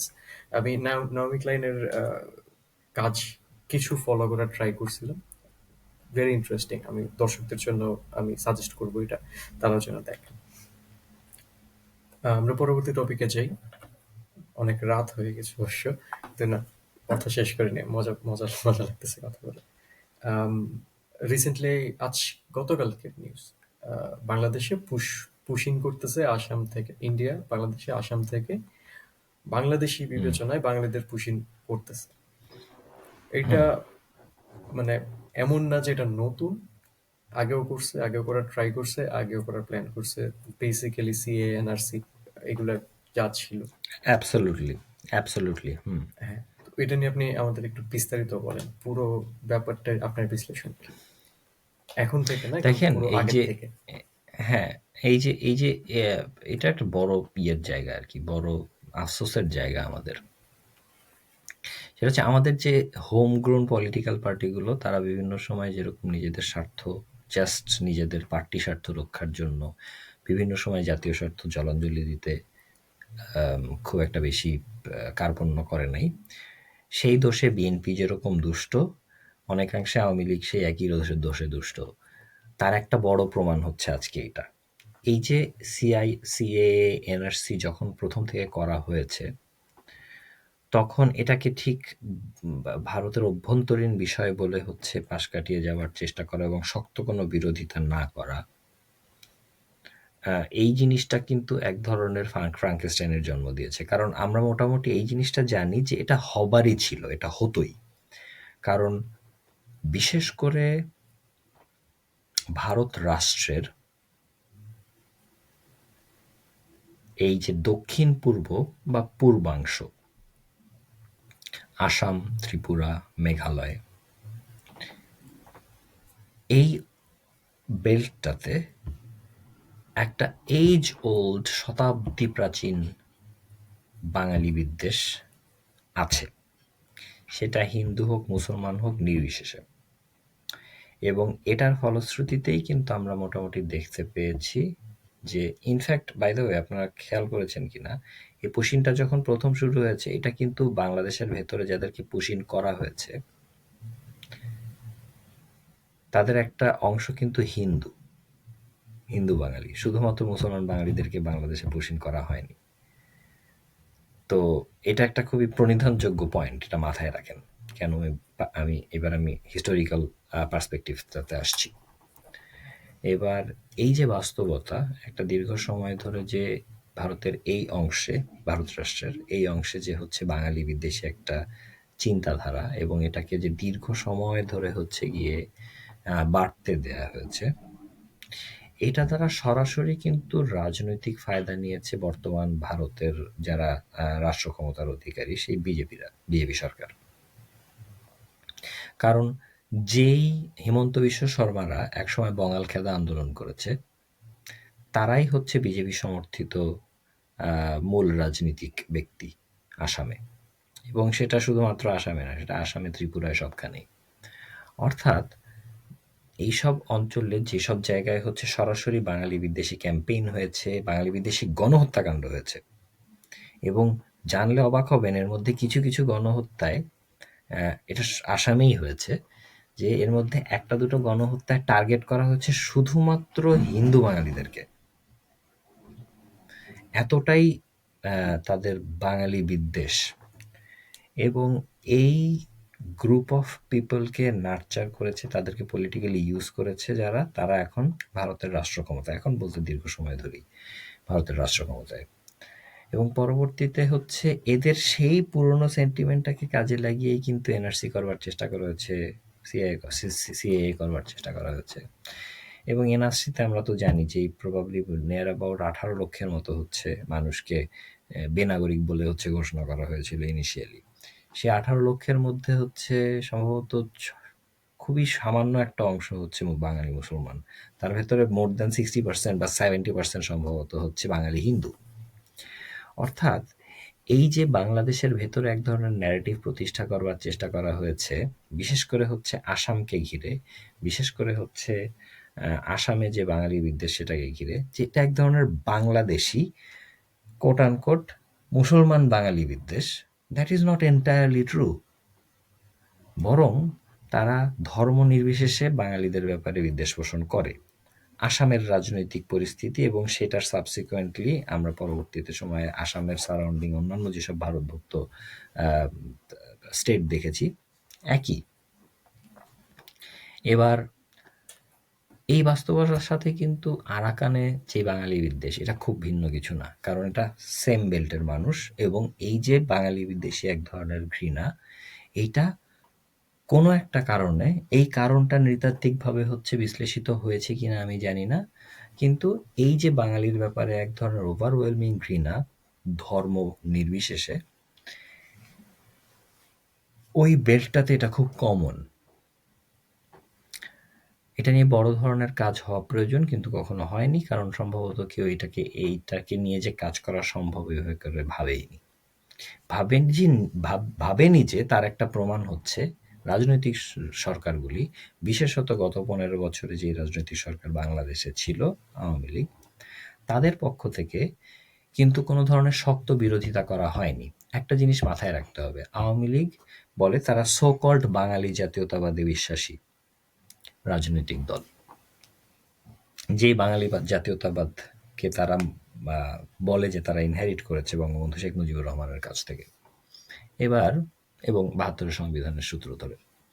এবার সেই আওয়ামী লীগ যারা তাদের দলীয় এবং তারা যখন হচ্ছে রাষ্ট্র চালিয়েছে, তখন সেই রাষ্ট্রীয় মূলনীতিতে বাঙালি জাতীয়তাবাদকে তাদের প্রথম মূলনীতি হিসেবে স্বীকৃতি দেয়, তারা কিভাবে এই যে একটা ওভারওয়েলমিং বাঙালি ঘৃণা, এই জিনিসটাকে এড়িয়ে এটাকে ভারত রাষ্ট্রের অভ্যন্তরীণ বিষয় বা মিয়ানমার রাষ্ট্রের অভ্যন্তরীণ বিষয় বলে মনে করতে পারে, যতক্ষণ পর্যন্ত এটা তার কাঁধে এসে না পড়ছে। এমনকি যখন তার কাঁধে এসে পড়ছে, এই যে 15 লক্ষ, এখন 15 লক্ষ, বাট প্রথম এই যে রিসেন্ট বা এর আগের যে ইনফ্লাক্সটা হয়েছে, তখন 10 লক্ষ রোহিঙ্গাকে যে হচ্ছে একটা গণহত্যার সম্মুখীন করে বাংলাদেশের ঘাড়ে চাপিয়ে দেওয়া হলো। এই মানুষগুলোকে যখন মারা হয়েছে, এদের এগেনস্টে যখন গণহত্যা চালানো হয়েছে, আপনারা যদি হচ্ছে ইউএস জেনোসাইড মিউজিয়ামে তৎকালীন যে হচ্ছে পররাষ্ট্রমন্ত্রী ছিল অ্যান্থনি ব্লিংকেন, মার্কিন পররাষ্ট্রমন্ত্রী, তার যে ভাষণটা যদি দেখেন রোহিঙ্গা জেনোসাইডের উপরে, খুব স্পেসিফিক্যালি সে যেসব এভিডেন্সেস উপস্থাপন করছে, সেই এভিডেন্সগুলোর মধ্যে কোথাও রোহিঙ্গা শব্দটার কোনো জায়গা নেই। এই এভিডেন্সগুলো যেগুলো হচ্ছে ফার্স্ট হ্যান্ড এভিডেন্স ফ্রম বিভিন্ন মিয়ানমার জেনারেলস, তারা খুব স্পেসিফিক্যালি বলছে যে তারা রোহিঙ্গাদেরকে বাঙালি মনে করে বলেই এই জেনোসাইড তাদের বিরুদ্ধে করা হচ্ছে, এবং তারা খুব স্পেসিফিক্যালি মনে করছে যে this is a Bengali problem. অর্থাৎ ওই যে জিউইশ প্রবলেমের মতো, যেরকম জিউইশ কোয়েশ্চেনের মতো যেরকম একটা কথা হিটলার বলেছিল, বা হিটলার না, এটা সম্ভবত হিমলারের কোটেশন। তো জিউইশ কোয়েশ্চেনের মতো ঠিক একইভাবে হচ্ছে মিয়ানমারের মিলিটারি জেনারেলরা রোহিঙ্গাদেরকে মারার সময় বেঙ্গলি প্রবলেম এই কোটেশনটা ব্যবহার করেছে খুব পার্টিকুলারলি। এবং এই কথাগুলো কিন্তু আমার কথা না, অ্যান্থনি ব্লিংকেন বলেছে ইউএস জেনোসাইড মিউজিয়ামে, বা কি ওই জেনোসাইড মিউজিয়াম, তো জেনোসাইড হিস্ট্রি মিউজিয়াম এই টাইপের কিছু একটা কোনো একটা মিউজিয়ামের একটা প্রোগ্রামে, যে প্রোগ্রামে তারা বেসিক্যালি পৃথিবীর বিভিন্ন জেনোসাইড কমেমোরেট করেছে এবং সেখানে তারা রোহিঙ্গা জেনোসাইডটাকে জেনোসাইড হিসেবে স্বীকৃতি দিয়েছে।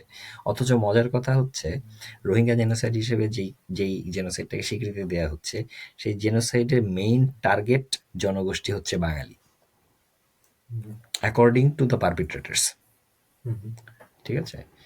এবার এইটা প্রমাণ করে যে আমাদের ওই পূর্বাংশের যে বেল্টটা, এটাতে কি দীর্ঘ এবং কত তীব্র একটা বাঙালি বিদ্বেষ আছে।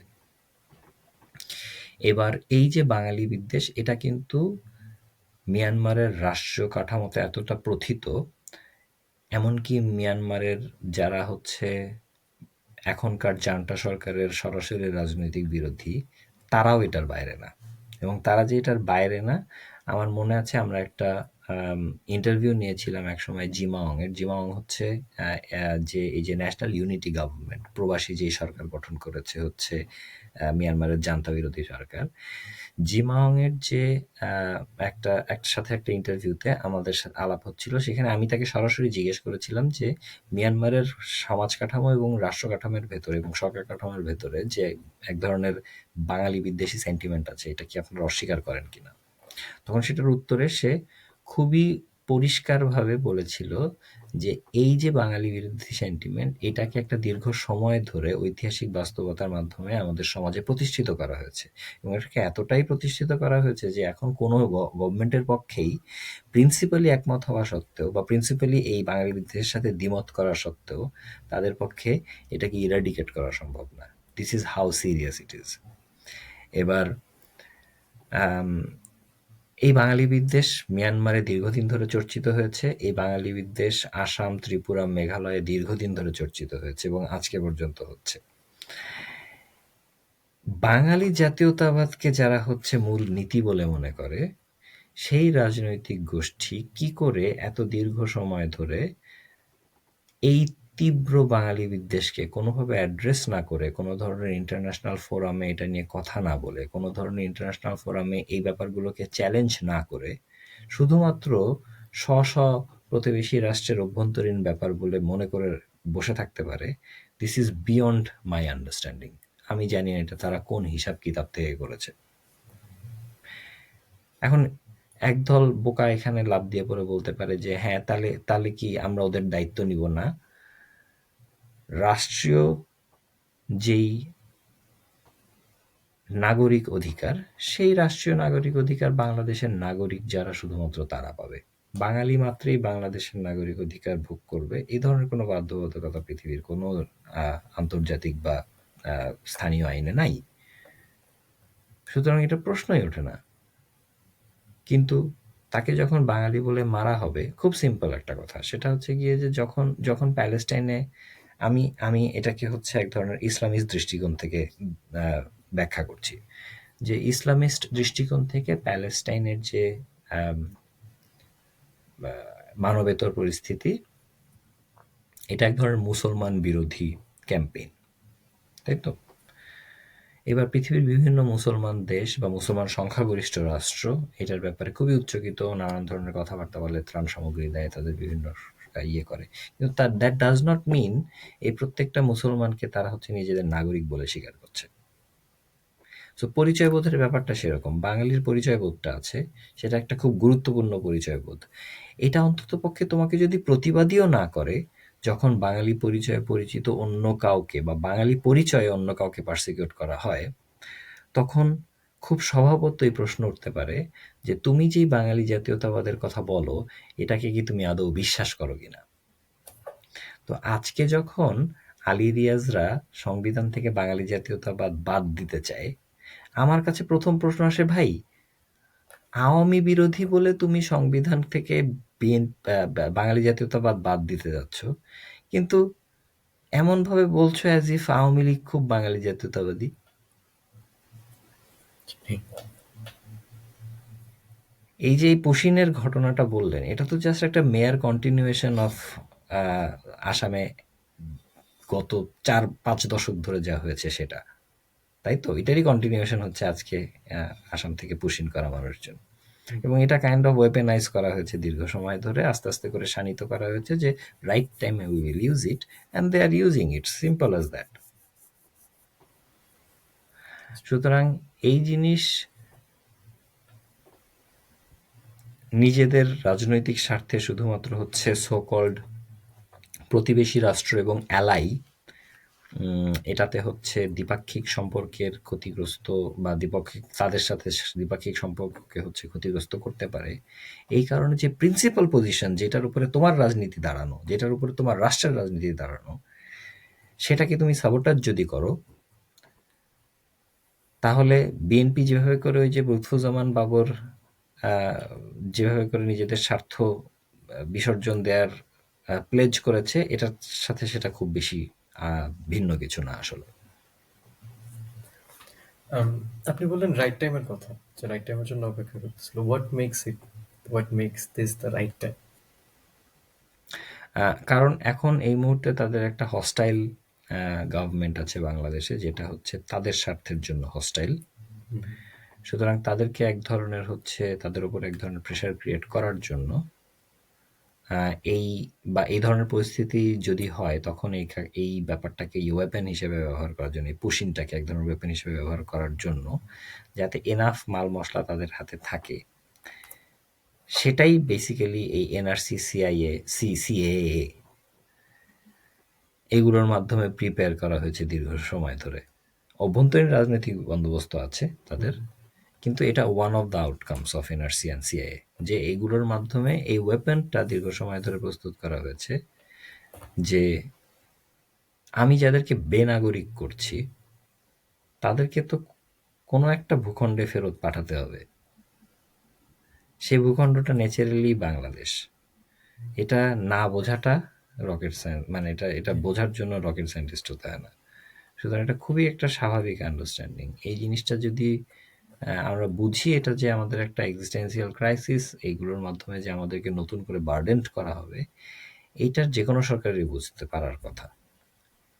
এবার এর আগের সরকারের আমলে এই যে ওয়েপনাইজেশনটা, এটা আমরা সরাসরি ম্যানিফেস্টেশন দেখি নাই। তার কারণটা হচ্ছে সামহাও তাদের বা ভারতীয় রাষ্ট্রযন্ত্রের স্বার্থ রক্ষা হচ্ছিল। যে মুহূর্তে তাদের স্বার্থ রক্ষা হচ্ছে না, তারা মনে করছে হচ্ছে গিয়ে তারা অত্যন্ত, এবং ক্ষেত্র বিশেষে it's very unfair as well, unfair হস্টিলিটির সম্মুখীন হচ্ছে।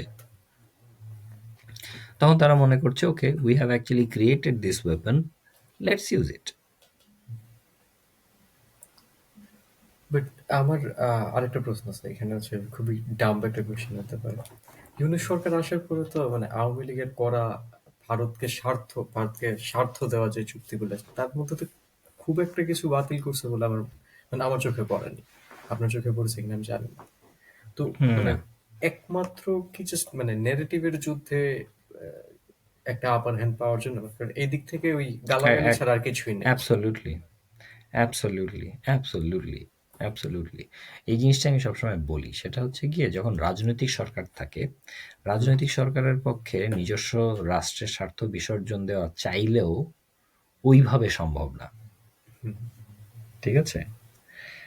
কারণ তাকে তার নিজের হোমগ্রোন পিপলের কথা চিন্তা করতে হয়, এক ধরনের রেজিস্ট্যান্সের সম্মুখীন হতে হয়। সেটা সে হচ্ছে রাতের ভোটের রাজনীতিতে আসুক, দামি ভোটের রাজনীতিতে আসুক, আর অন্য যে কোনোভাবে আসুক না কেন, সরকার যখন রাজনৈতিক হয় তখন তাদের জন্য চাইলেই কোনো সিদ্ধান্ত, জনবিরোধী সিদ্ধান্ত নেওয়া খুব ডিফিকাল্ট। সরকার যখন অরাজনৈতিক, তাদের আসলে কিছু যায় আসে না। সুতরাং তারা শুধুমাত্র ন্যারেটিভ ওয়ারে এগোয়ে থাকার জন্য এটাকে ব্যবহার করবে, এবং সম্ভবত রেকর্ড হাই এই মুহূর্তে আহ, আমদানি সম্পর্কে, মানে অন্ততপক্ষে যতদিন পর্যন্ত রপ্তানি বন্ধ করে নাই হুম, ভারত, ততদিন পর্যন্ত। ভারত তো এই মুহূর্তে বেশ কিছু রপ্তানি বন্ধ রেখেছে, এবং একই সাথে হচ্ছে গিয়ে আম, আহ, কিছু জায়গায় হচ্ছে এই যে করিডোর সুবিধা যেগুলো ছিল, যেগুলো নিয়ে আবার এর আগে বিভিন্ন জলঘোলা করা হয়েছে, হুম, সেগুলো তারা বন্ধ করেছে। যেটাতে বোঝা যাচ্ছে যে আসলে হচ্ছে ওই সময়কার চুক্তিগুলোতে মিউচুয়াল এক ধরনের হচ্ছে সহযোগিতা এবং মিউচুয়াল এক ধরনের আম,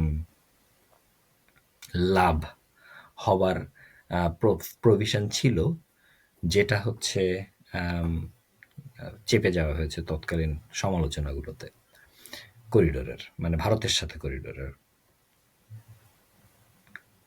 তো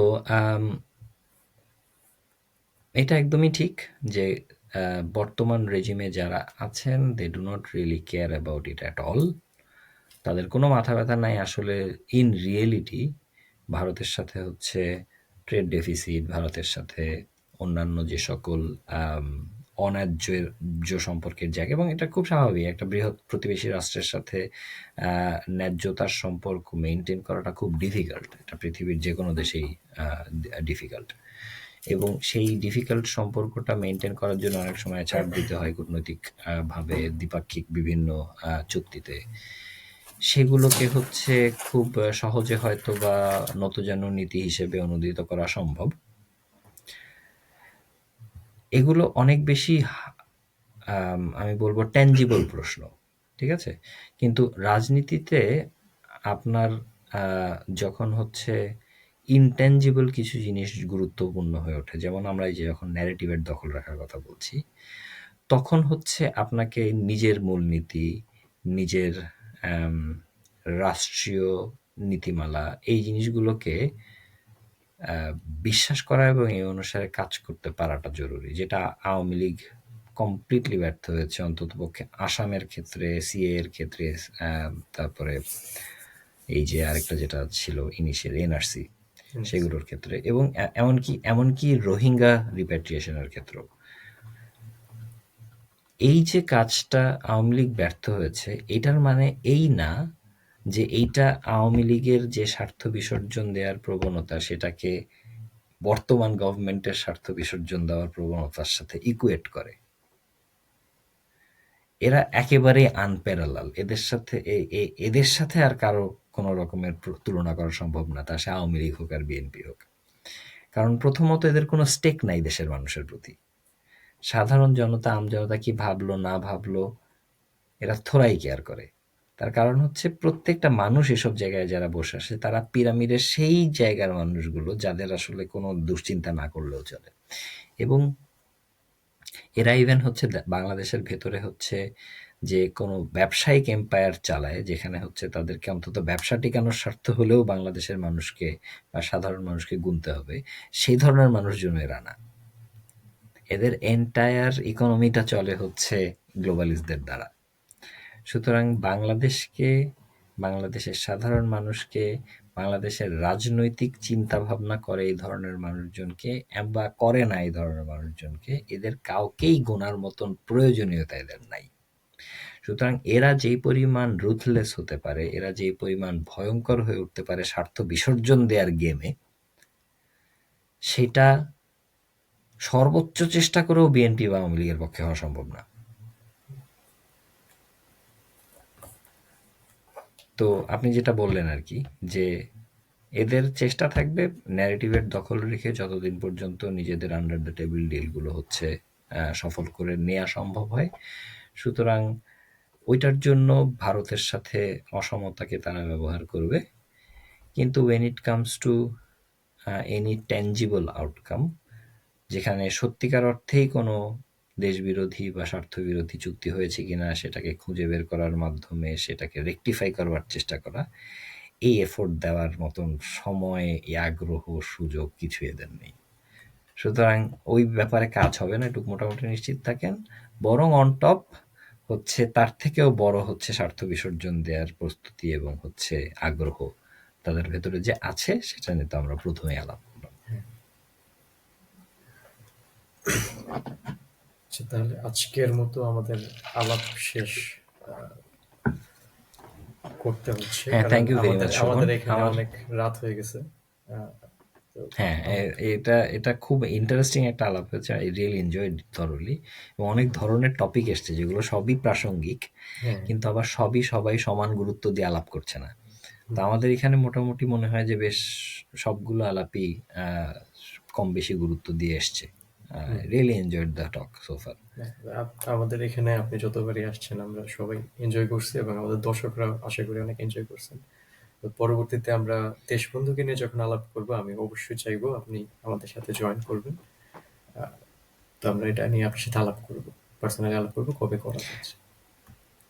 অসংখ্য সবাইকে ধন্যবাদ সুমন। সবাইকে ধন্যবাদ। আম, আনু ভাইকে ধন্যবাদ। আপনি কি লাস্ট কোনো কিছু বলবেন সমাপনী? হ্যাঁ, ওই আপনাদের সবাইকে ধন্যবাদ, টংটককে ধন্যবাদ এবং দর্শক যারা শুনেছেন, দেখেছেন তাদের সবাইকে ধন্যবাদ। ধন্যবাদ সবাইকে।